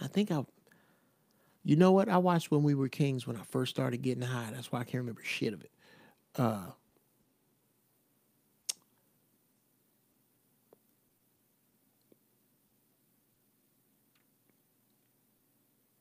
So what's the deal with you and Lewis? What do you mean? What is the deal with me and Lewis? Okay. Let me clear the air.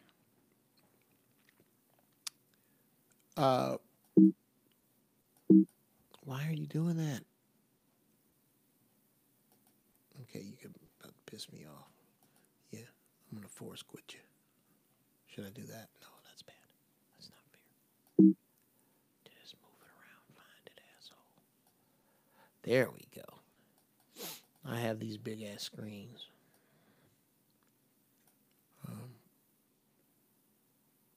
You people may be treated to my, when it starts to get cold outside, I have the nose whistle. It's not that bad now, but you'll hear it.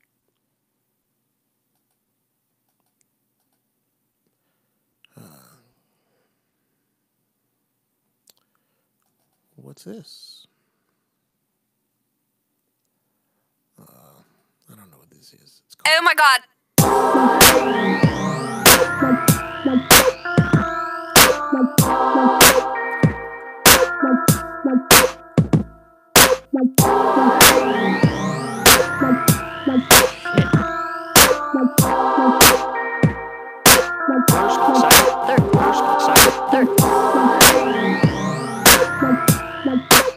That's so fucking hot. And I don't mean my track is the shit hot. I mean it's too loud.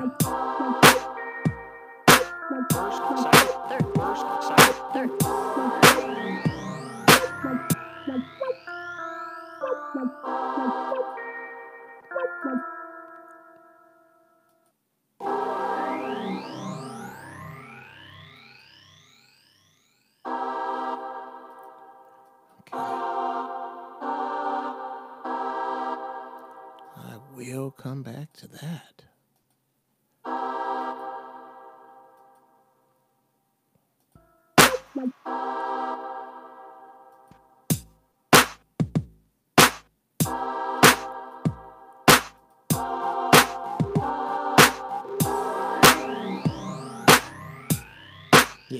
leave it there.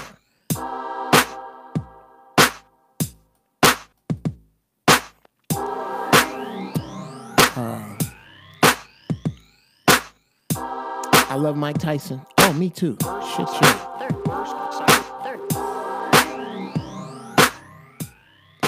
Yeah. Big Tyson fan.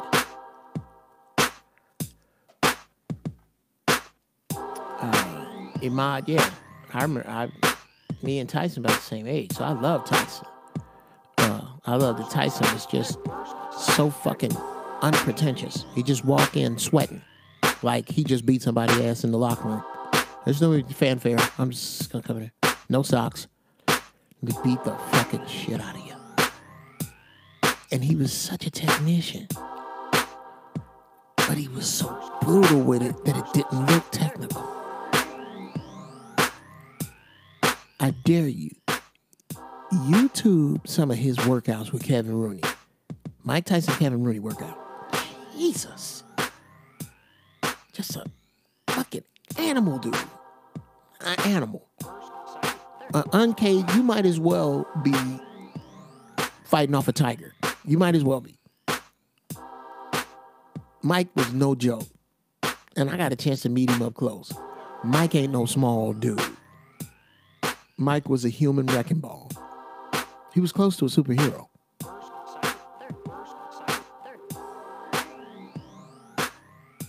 Hagler Hopkins, yeah. You know what? I don't like mixing genres or eras. I let them be what they are.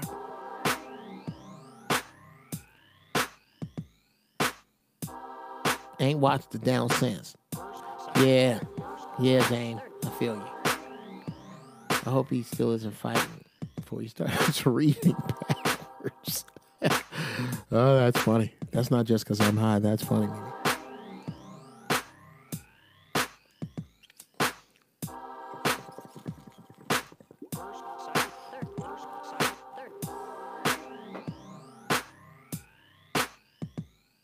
Damn, that comment was vicious.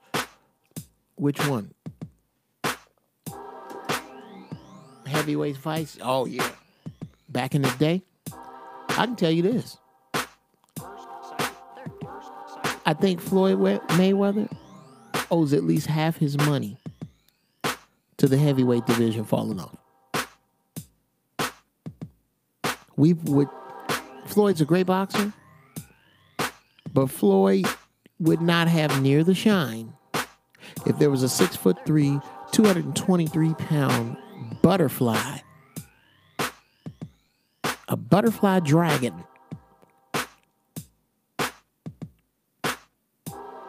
If there was such a thing, an outspoken for the people fucking butterfly in the ring, tattooing motherfucker, having no other defense, no defense. Ali had no defense. His defense was the fact that I know you coming. I'm going to hit you for coming over here. And I'm going to hit you on my way out.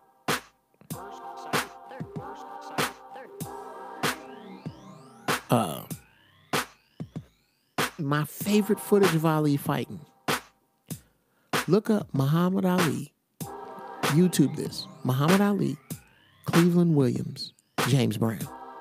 Somebody put the Muhammad Ali, Cleveland Williams fight to James Brown music. I can't tell you how funky it is. And it just shows Ali in the prime of his life.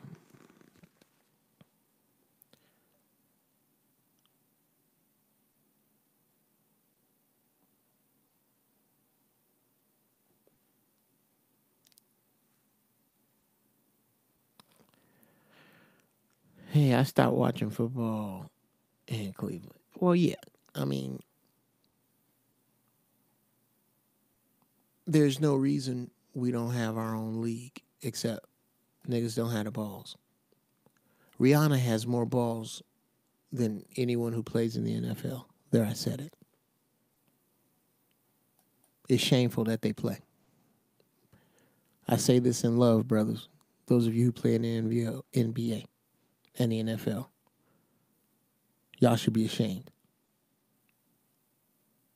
Not ashamed that you play, not ashamed that you sweat and sacrifice, but ashamed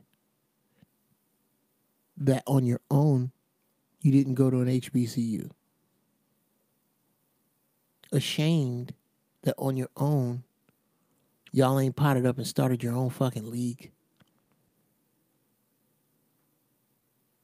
How come there's not a senior league? You telling me dudes who just retired, there ain't a league that we wouldn't want to watch them play right here that could belong to black people? All this money y'all been paid, and y'all ain't made a league of your own yet? Football players? Really? Wow, come on. Come on. Really?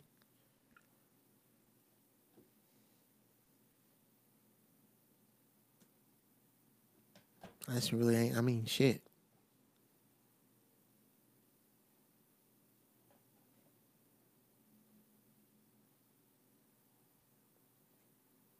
No.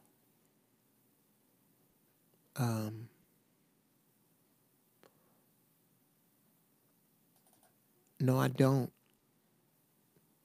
live in your house. No, I didn't buy your mama's house. No, I don't have what you have in the bank. But my soul isn't for sale. That's pretty much what you sold yours for.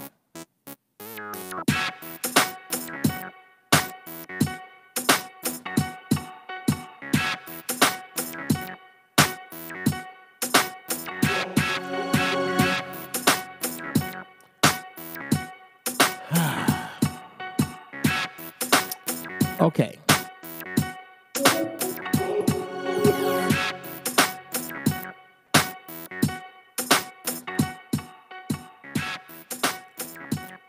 Indigenous. On the real, what up with you and Louis Dix? Hear this and hear this well. Louis Dix is my man.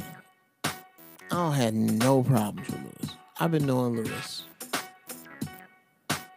since 1989.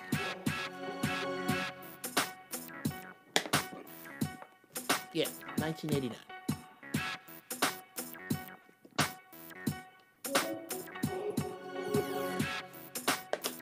I've never had a run-in with Louis. Never had an altercation with Louis. It's just that sometimes he and I disagree. I thought he was out of line with the dude on the show and what he said about his mother. I didn't dig it. But I didn't want to take over the show with that point. And that's why I held my tongue, because I would have took over the show. Or Zoe would have had to wrestle the show back from this exchange. That's not good for the show. That was a great show. I had to think about the show. Now, if he did that shit on my show, oh, bro, we finna get at it. But Louis hasn't been on my show. I got to have Louis on my show. No shit. I'm going to invite him on my show. Absolutely. I'm calling Louis tomorrow.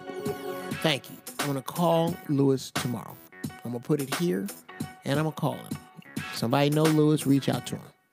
Yo, Lou, Geoff Brown. We've been cool as a fan for 2 fucking decades.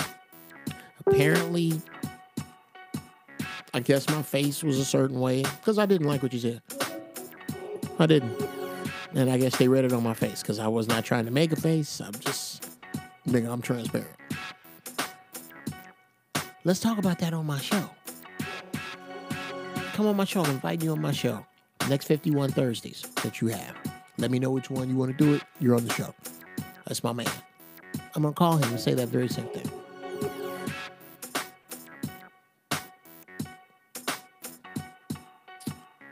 To be real, I don't think they have that kind of control over any money. I have no idea who you're talking about. Oh, the football players. Oh, sure they do. Sure they do.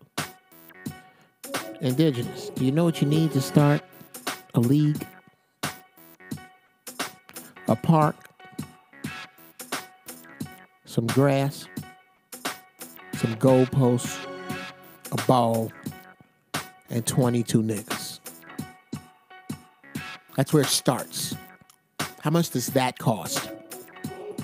You know what you need to start an NBA league or a basketball league? Should be the NBA, the Negro Basketball Association.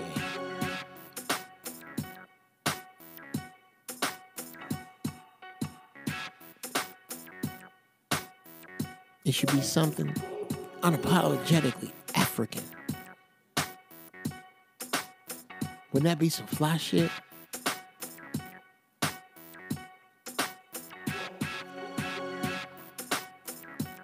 That all the teams had African names.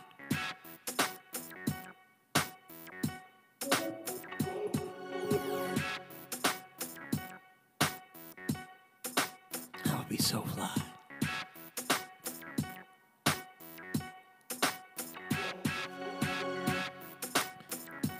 And the home team always wore some fly version of red, black, and green.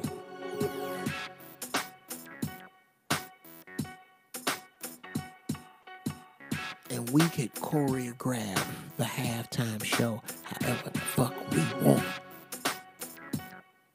What if there was no such thing as over-celebration? That you had 5 seconds to do whatever you could choreograph. And it would be judged. And the team with the flyest celebrations at the end of the regular season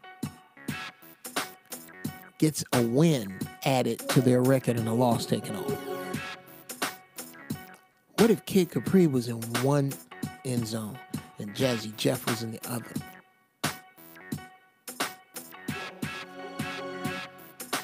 What if all our halftime shows were artists that you really wanted to see? Eric Benet. Nigga, name some new artists. That white boy Shawn Mendes is the shit. Anybody hip to Shawn Mendes? Jesus, that white boy bad. Back on my marijuana-induced fantasy of the NBA.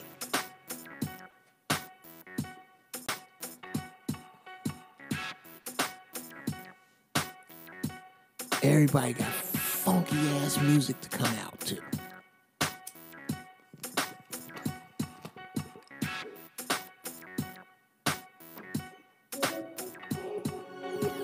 Oh, now you on it, CJ. Wouldn't it be fly? The mascots were witch doctors. Oh my God. What if the mascots were witch doctors and just tribal shit of ours? And when you went to a basketball game in the black leagues, all the pamphlets had history you didn't know.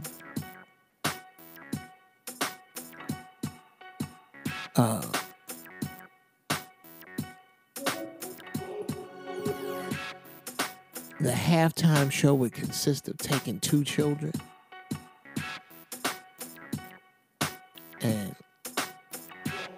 giving them each a 20 random African history question test. And the winner gets, the runner-up gets to meet his favorite athlete playing that night.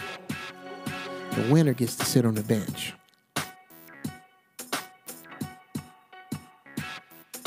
If I can think it, it can't be done.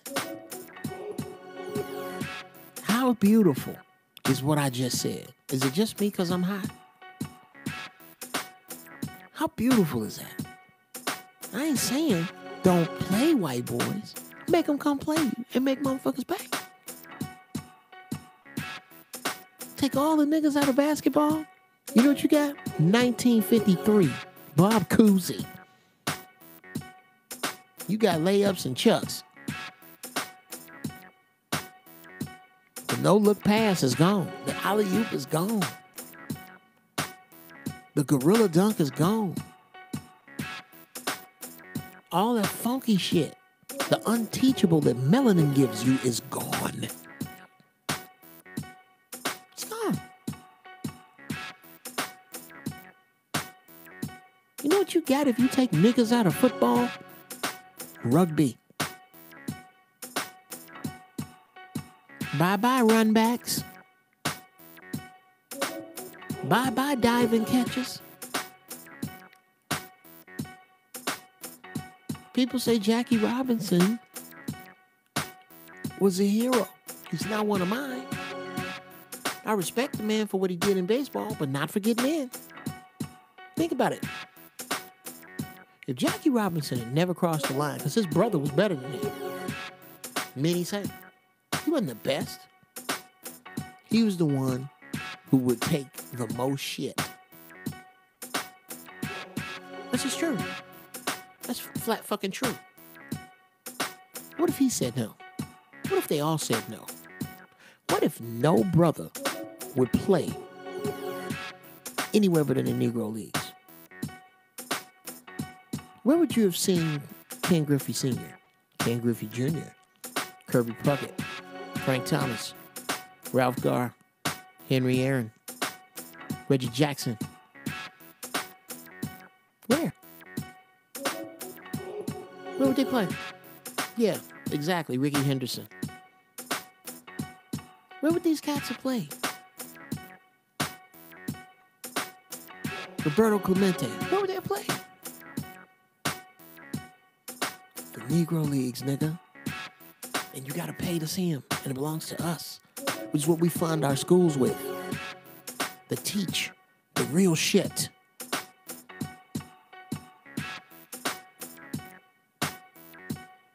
We are a nation within a nation. We have a security. And you will work. You will work with our security. They are our police. Our own. We hire our own police.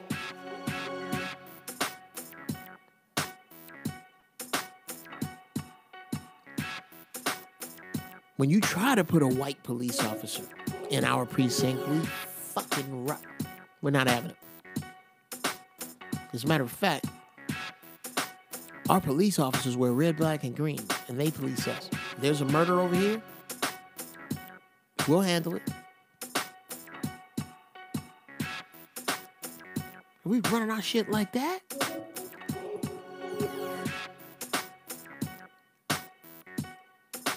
Why do you need what you think you need?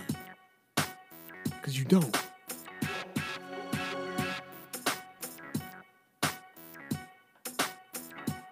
Niggas are so afraid to leave white folks' island.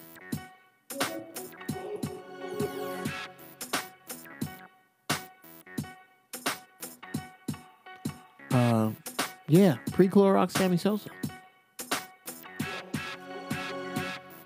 Yeah, that would be nice if the cheerleaders were only women. Yeah, I don't relish watching male cheerleaders. I'm not into that. We need our own police, yes. But it's too late. And part of it's my fault. Because where I'm at now, that I'm 53, I wasn't when I was 35. That's the problem. Took me a long time to get this revved up. It's almost over.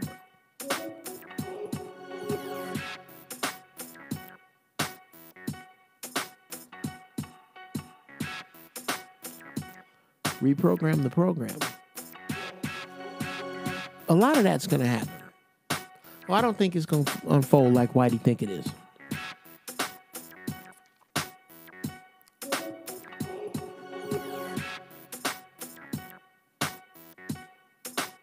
Oh, yeah.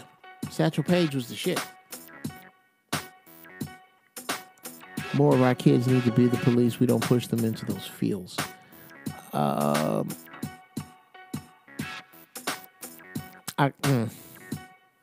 I can't co-sign that.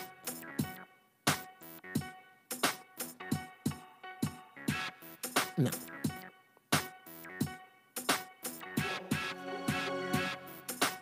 What has to happen is that every police officer has a bond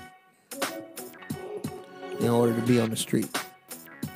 If they lose that bond, they can't work. We have to be out to them bonds.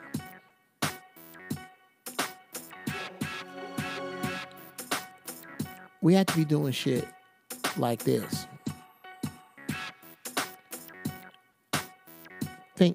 Oh yeah. Yeah. China is slowly infecting Africa so that we don't have any help from anywhere. China and Russia are working together, and they're going to crush us from each side. Now, anyway, yeah, China's buying Africa, and they're selling. Okay, where am I going? Yes, I've told this story before. That's why I don't tell it here.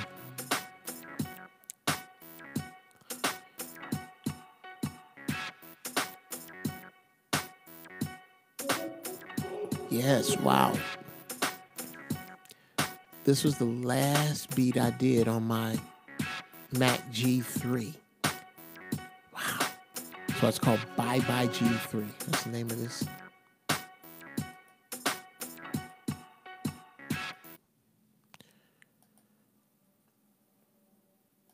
Yes, that's what I was going to say.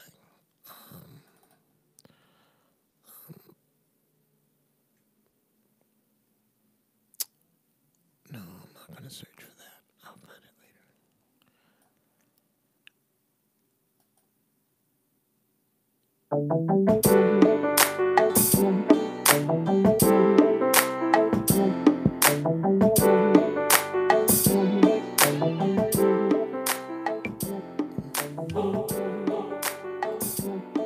It's a joint called Answer It.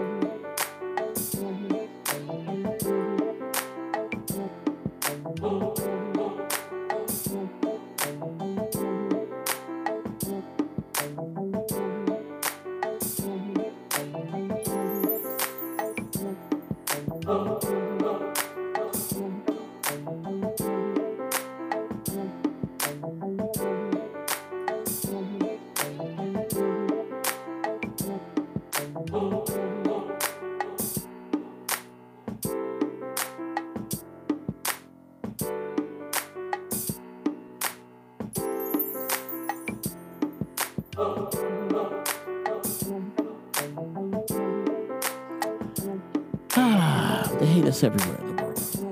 Yo, Chill Lion, what's going on, brother? Oh, got a smoke to you. So much has been covered tonight.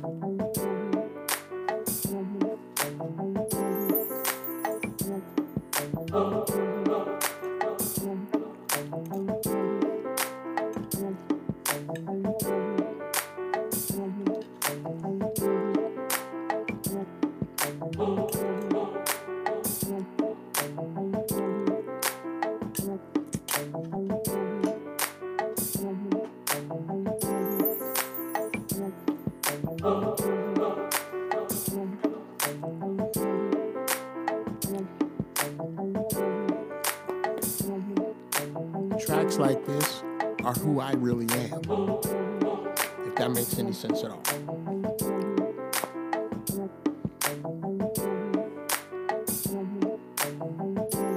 This is how my heart beats.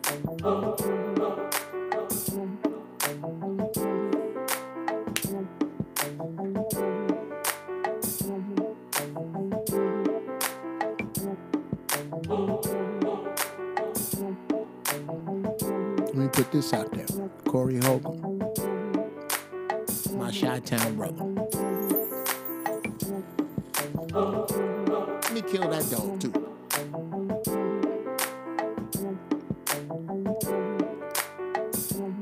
There was a time when Corey wasn't sure about me, like a lot of niggas. There was that time that they thought because I was articulate that I was sold out and over there with the capitulators. Not at all. But once he figured out, ooh, shocker, yes.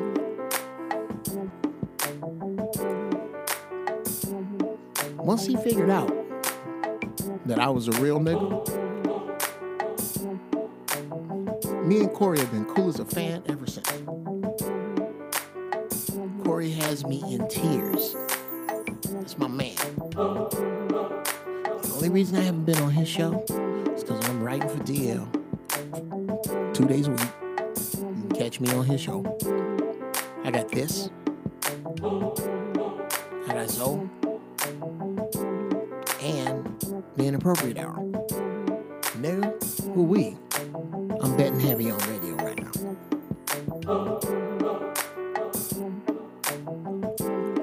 Oh, is this a smoker, Ahmad? Yeah. Giraffe Ballz, the album.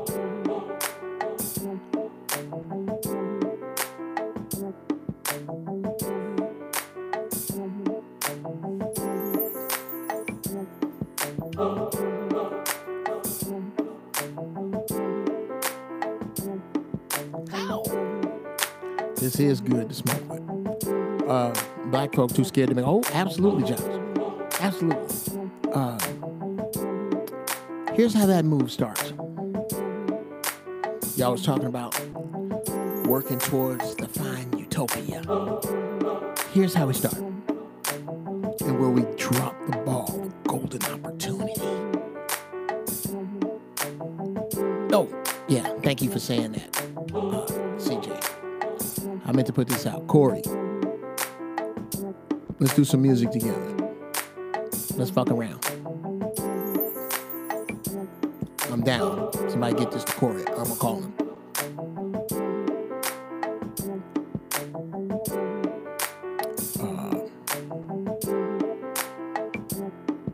I got an album I'm doing. That's all comedy.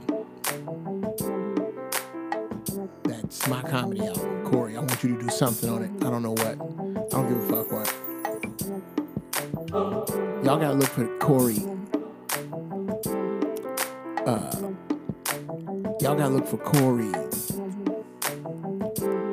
doing an impression of me. Nigga, it's hilarious. Me personally, I don't give a damn. You know, niggas say my Corey Holcomb impression ain't shit. I don't give a fuck. Didn't sound like Corey to me in here, so you lousy bitches can take your goof ass on.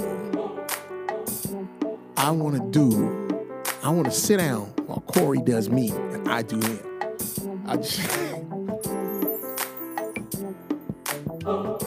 He's a closet singer?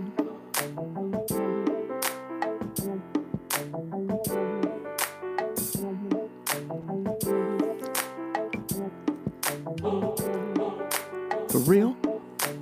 For real?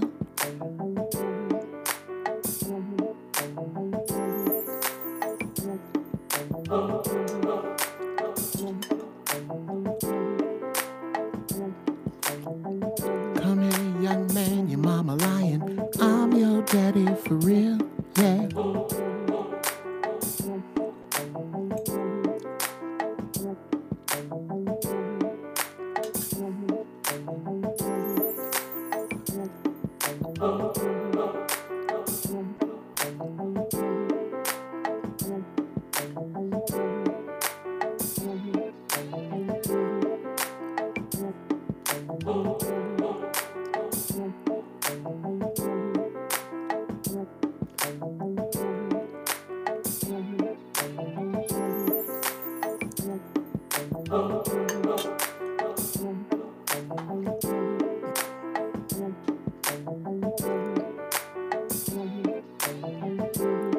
Somebody send me a link.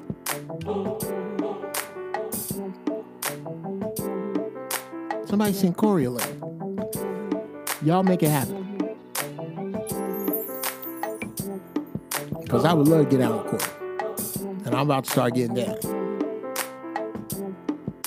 I'm about to start putting my album together seriously. And my book. But I got so much shit on my plate, y'all. And I thank y'all. Oh, yeah, I'm going to say this. Then I'm going to get the fuck out of here, man. Shit. We going on 3 hours, man. I thank y'all for hanging in here with me.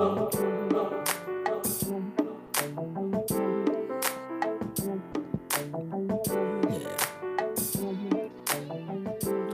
This one again is called Answer It. If you're looking for it, holler at me. I can make another one.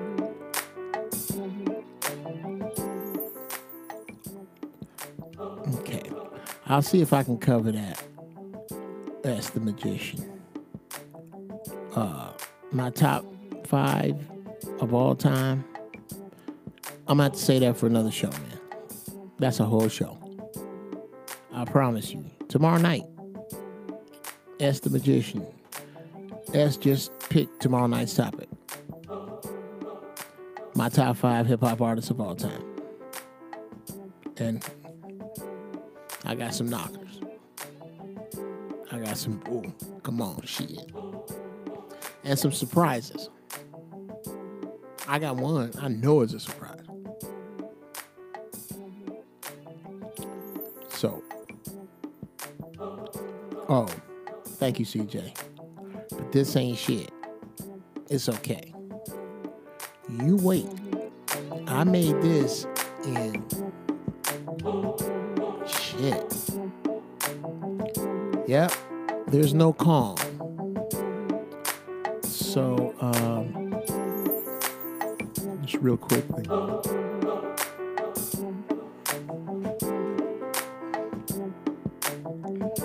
Reason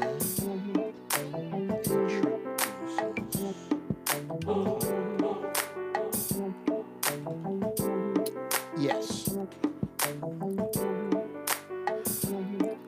This is not even reason 5.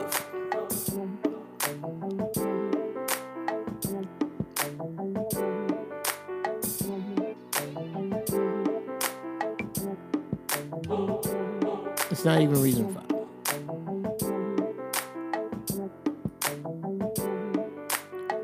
And reason 5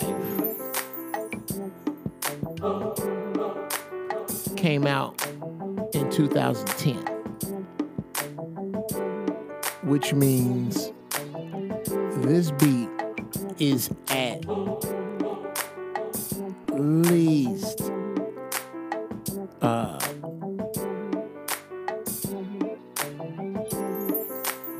this beat is at least 12 years old. 12, 13 years ago I did this.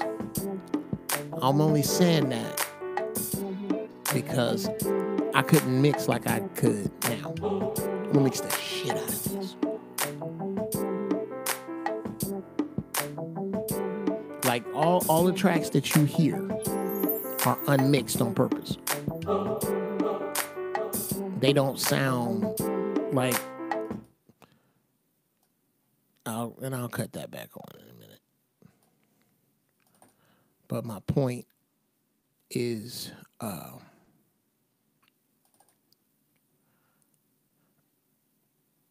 there's a difference between the sound of that just went off and say this track here.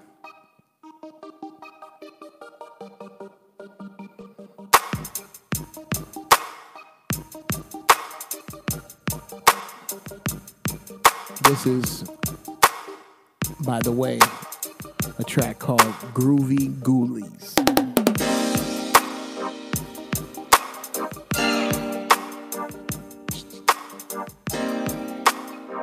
If you go to Driver 4 Parallel Lanes, you will hear this track. I got this track back from them because I was smart enough to license my music.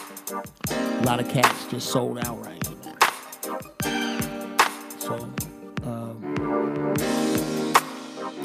Where was it? Oh, this is what I wanted to discuss before I break out.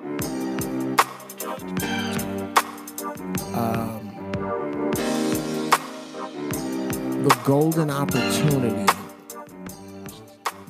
opportunity we missed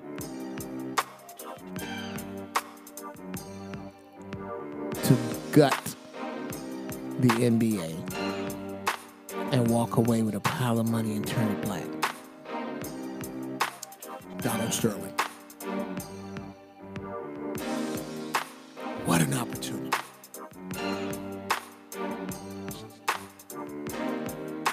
The last thing we should have done was to make that man sell his company.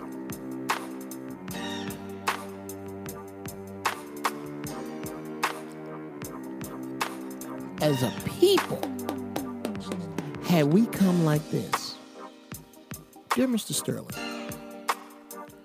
first, let us say how sorry we are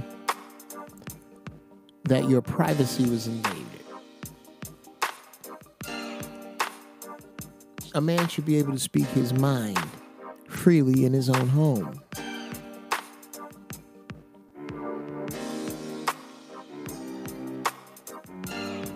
We're sorry that happened to you, but we're not sorry for what's about to happen to you. You can keep your team. And every black person in America is going to watch the first 30 of your games. And we are going to let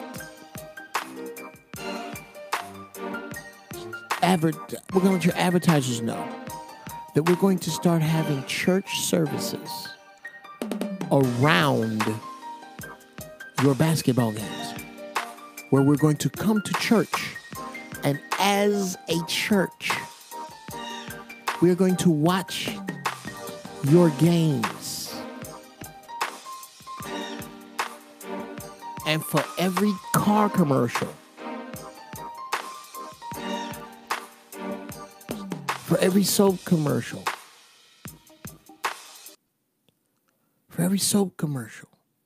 for every travel commercial, we are going to write to all of those companies and inform them that we will not be driving those cars. We will not be flying those airlines. We will not be buying that gas. We will not be wearing those clothes. We will not be buying that soap. For the next 100 years or 6 generations, we will teach our children that, because these people mean us as a people no good. We then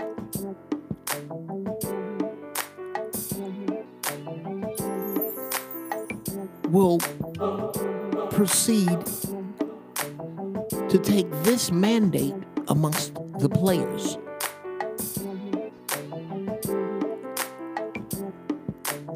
After the contracts of the Clippers are up, the black players, as soon as they can be, will trade to other teams. The black players coming into the NBA will refuse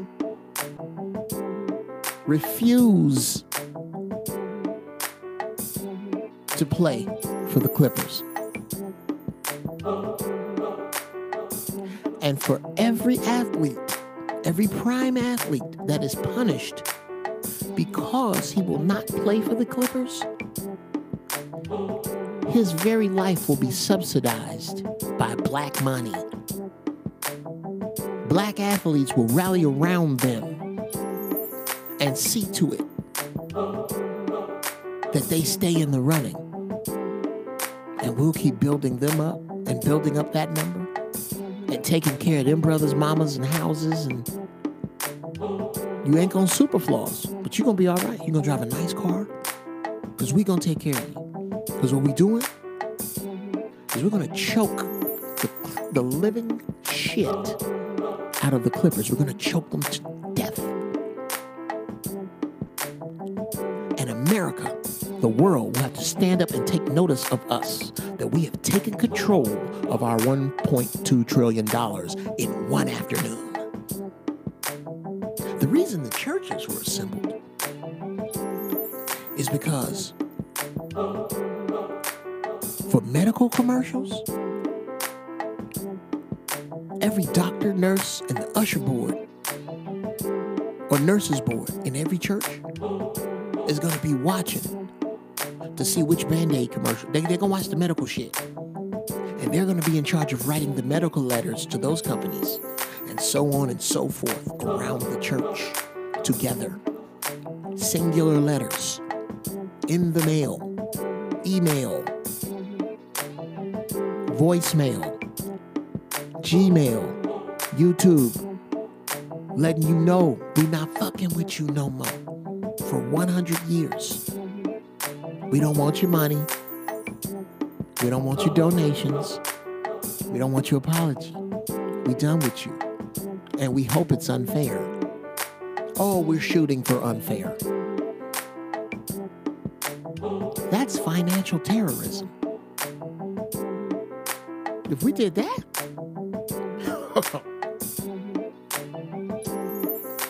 that's where the money comes from for the black NBA, the red, black, and green NBA. Oh, it's beautiful.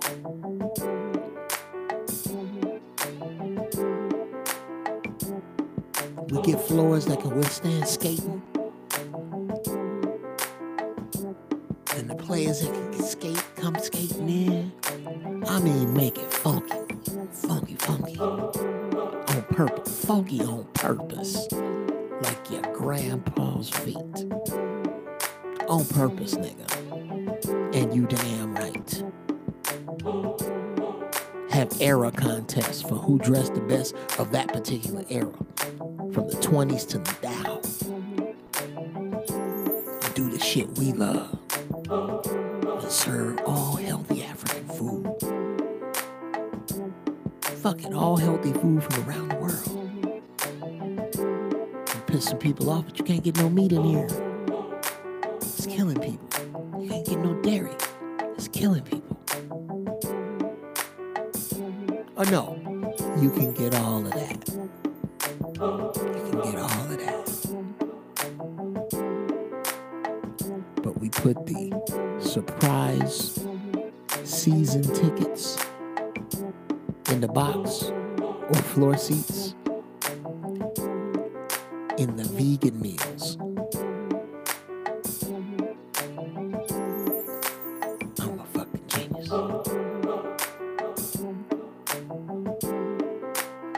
That was the key. I don't think we got time now, y'all.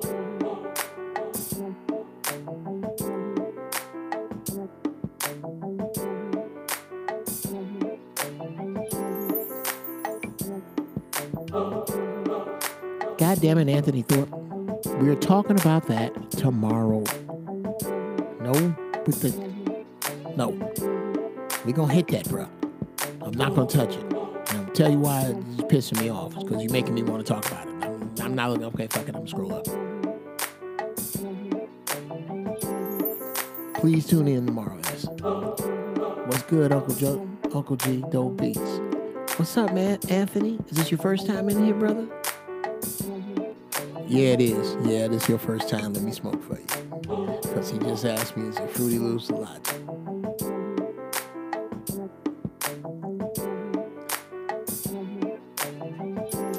All right, y'all. Let's get to know Anthony Manyweather. How you doing, brother? Where you from? How old are you? What's going on?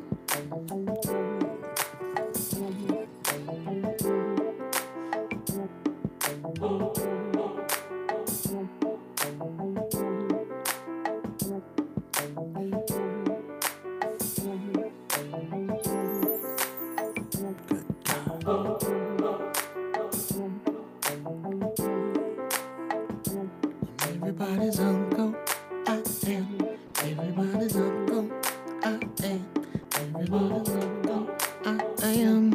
Everybody's uncle, I am. Yeah.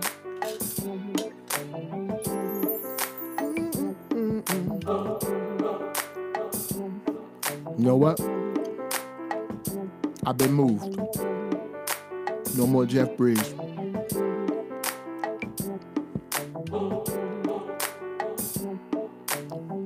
Let me get it done up legal though. I got big news come January 1st. Good God.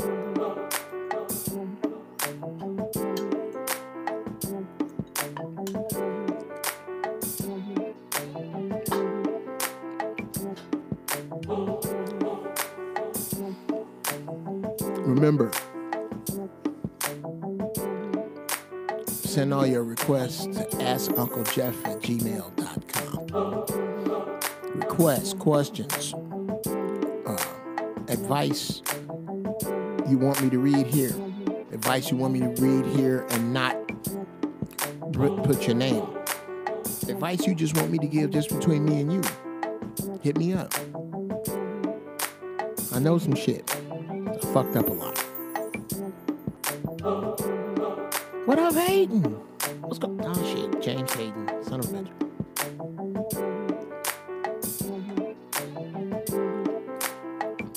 And I didn't smoke for Giles. Giles is my man.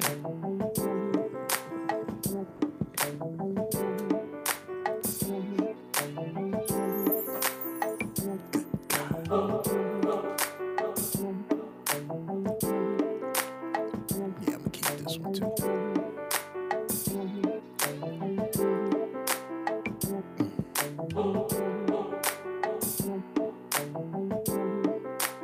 Let me say this right here.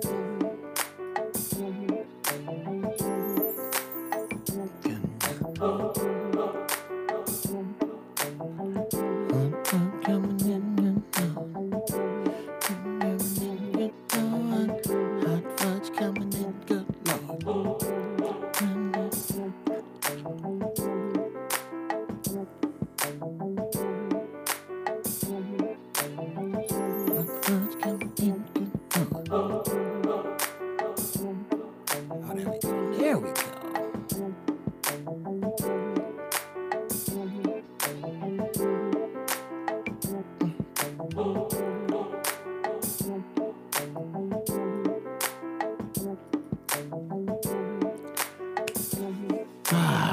Yes, Anthony.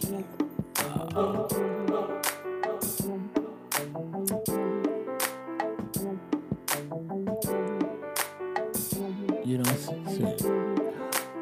that's true. That's true, CJ. Because I don't think it's going to go like Whitey think it's going to go. I don't. Same bad time, same bad channel as the Magician, 11 o'clock. So I'm going to answer my man, and I'm going to bounce. Yeah, Anthony.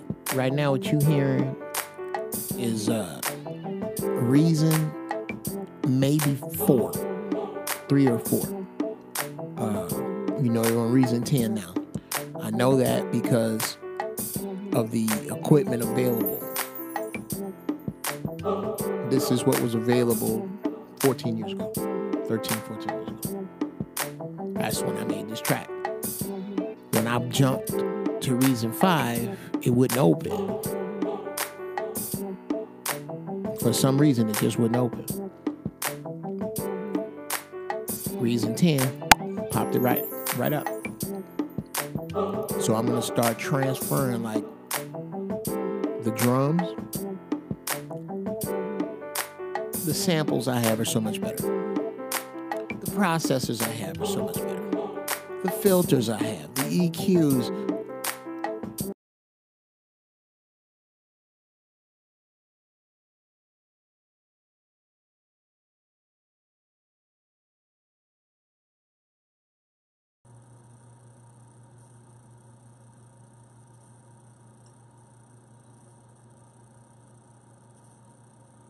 I might not put nothing else on this.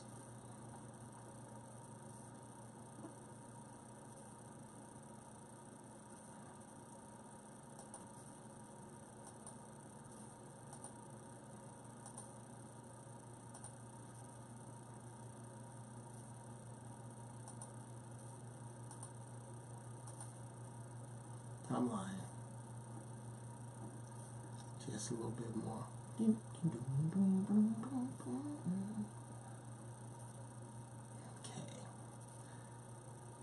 But yeah, man, this is reason. This is it's what I learned on. But I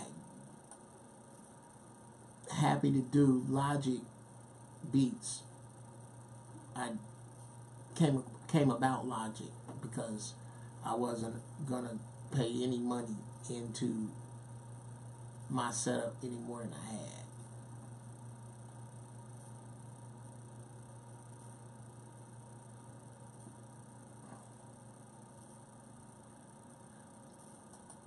So until I was ready to do that,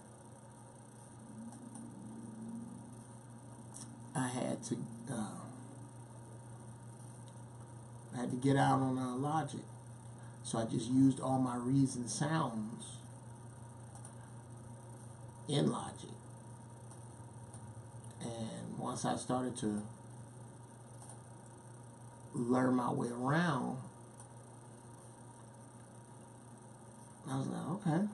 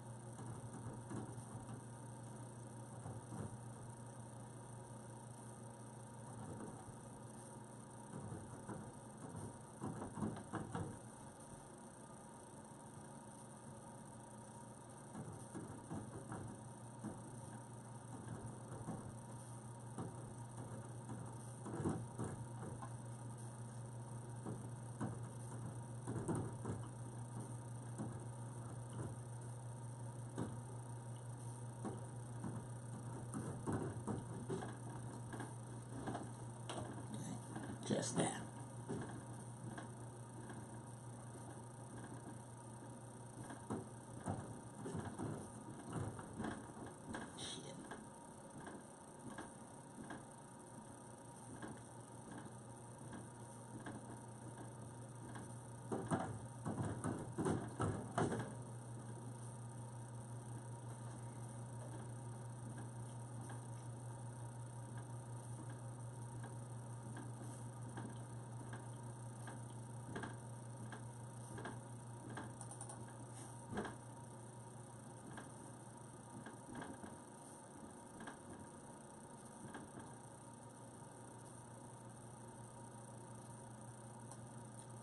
Shit. Pisses me off. I hate when I fuck something up. Oh, that's not that bad. I can draw that in.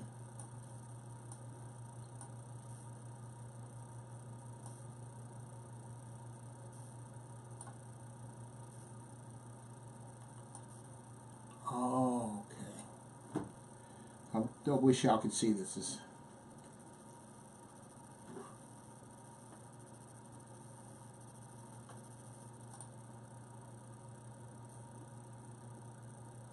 You have to hear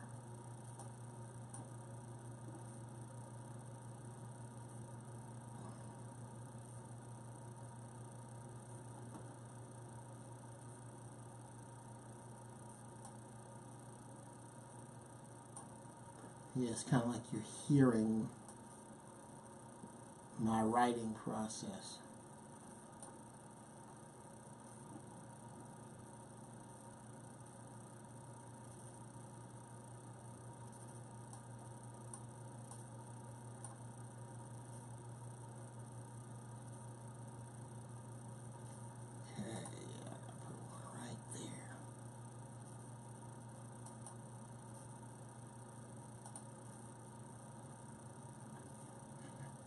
There we go.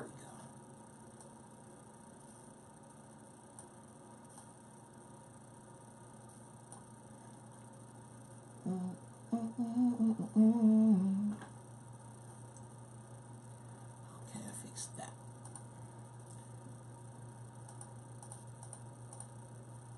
And now change the other one a little different. Whoops.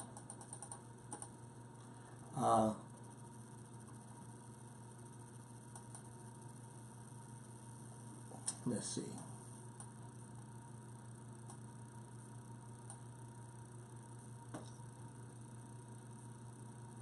No. Are you out, CJ? Your sound is jacked up.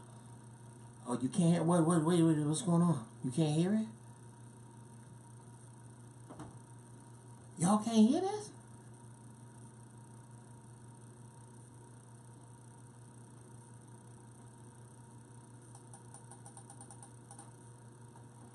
Okay.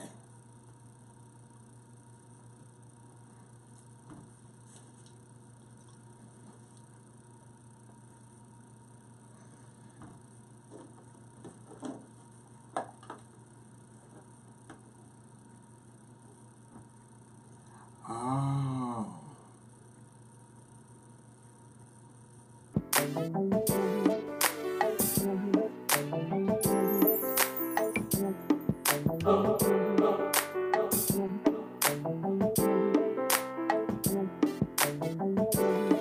Can you hear it now?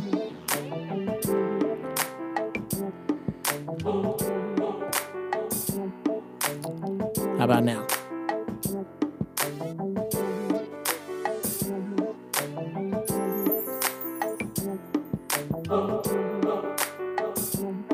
Oh, something went out. Now all you can hear is my. So, oh,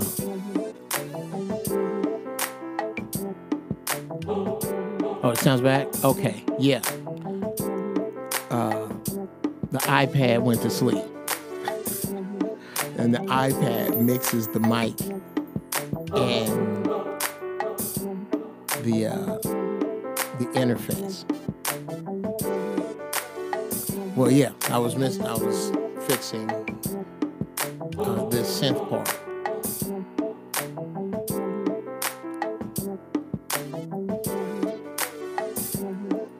No, I wanted to go different than that.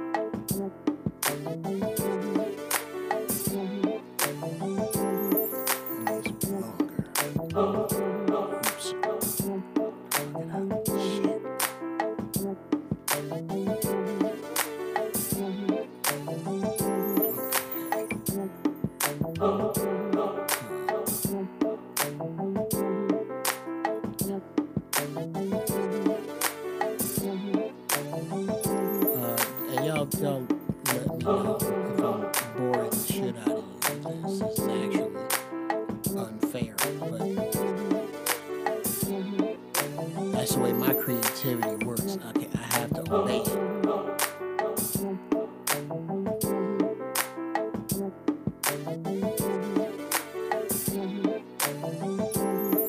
I think I'm gonna make that run all the way through.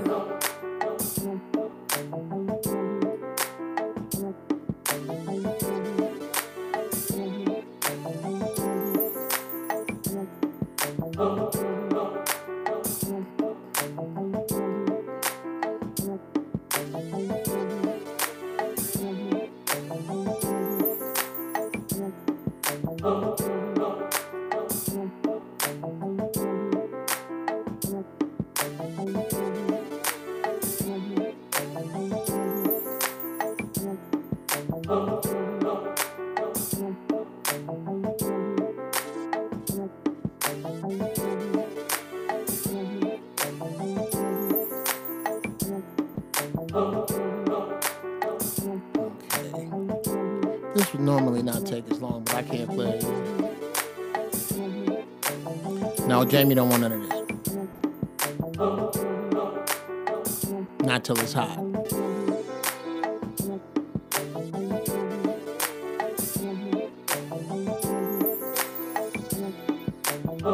And I don't care if it ever comes back around.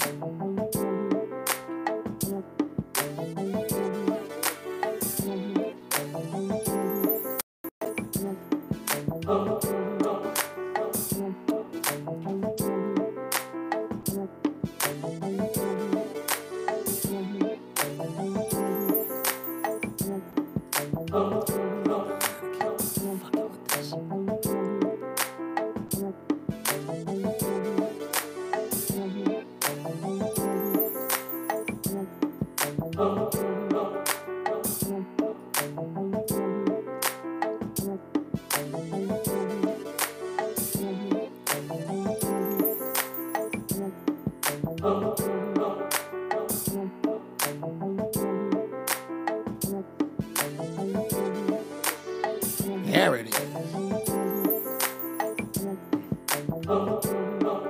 Let's see how it sounds all the way through. Yeah, I'll take that.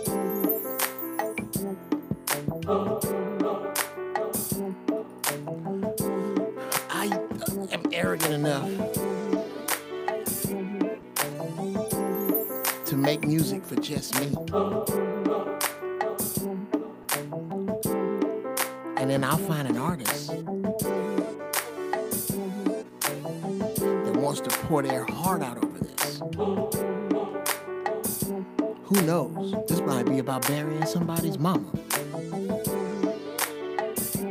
Or walking in on somebody cheating on you. Or asking God for strength. But it sure ain't gonna be about, I took a bitch back to the crib, man. Baby, and he go, and then he buying out the bar. No.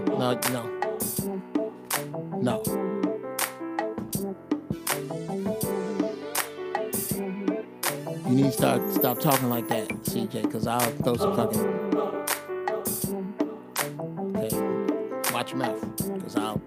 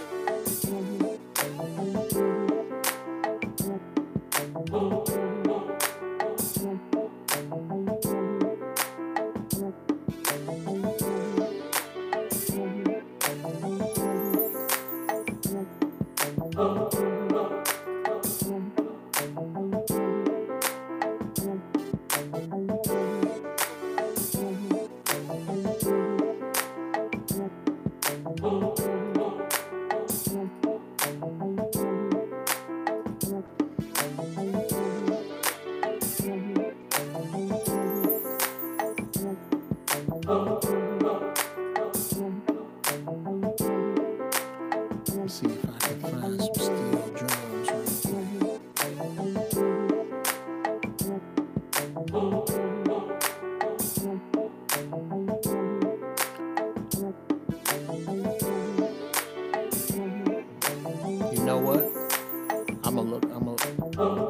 Dante Coleman. I'm gonna look that up, bro.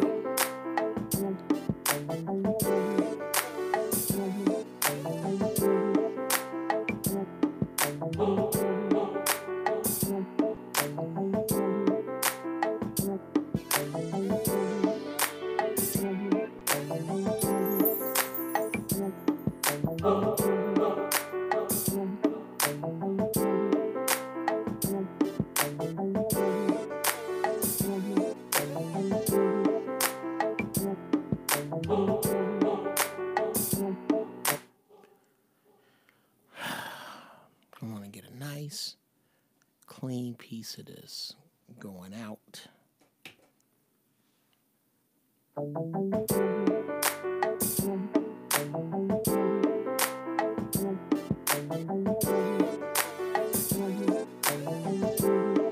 Oh, no. Dude. If I do an album with Corey Holcomb,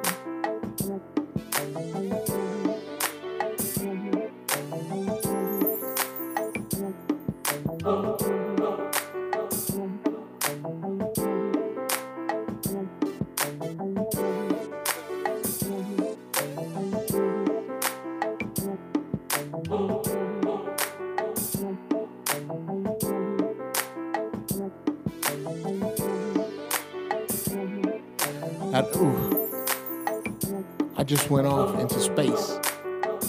Me and Corey doing an album together. I just saw it. That's gonna happen. I saw it in the studio.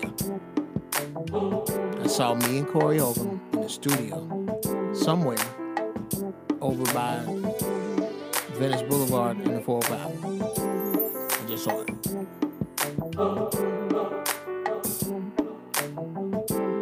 Driving a 356?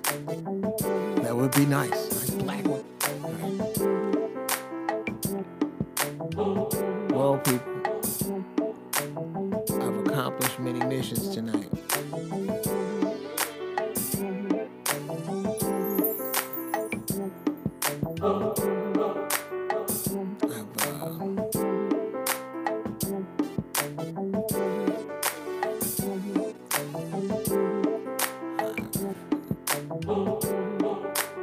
Managed to make something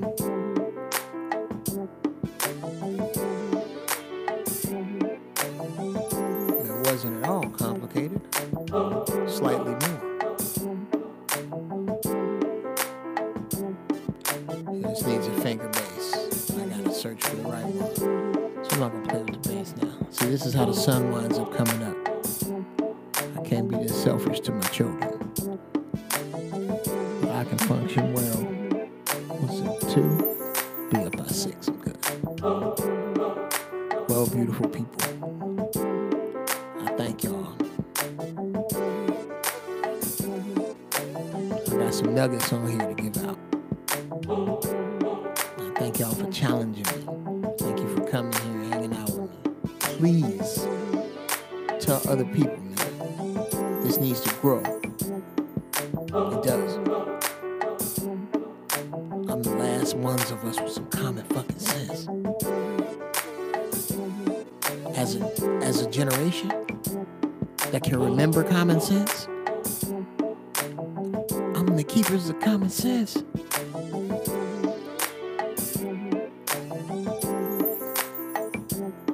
Thank you, Frank White. That's some crazy shit. I'm one of the keepers of common sense. All right, beautiful people. Tomorrow night, top 5 hip-hop artists. Show up with your facts. Ain't here with no bullshit. I wish I could, bro. You know what? I would try to outlast you, man. Just for you saying that. If my children wasn't here and I can't choose, they got me hamstrung for tomorrow, man.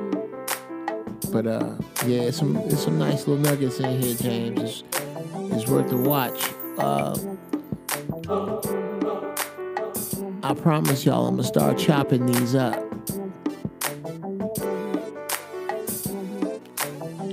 And putting the pieces together. I'm about 3 shows behind now. Tomorrow will make 4. So this is something. Oh, yes. Help me out, people. If you watch this back, please do me this favor. If you watch this back and there's shit you like, leave the time codes in the comments. That way, I can reference it and cut it fast and get it back up and out. Yeah, I'm asking y'all help.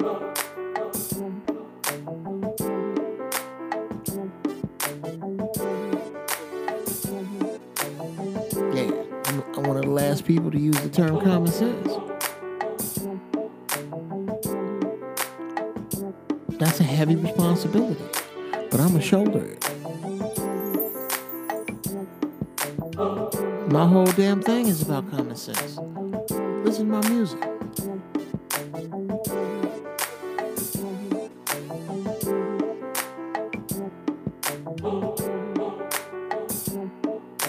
My whole get down is common sense.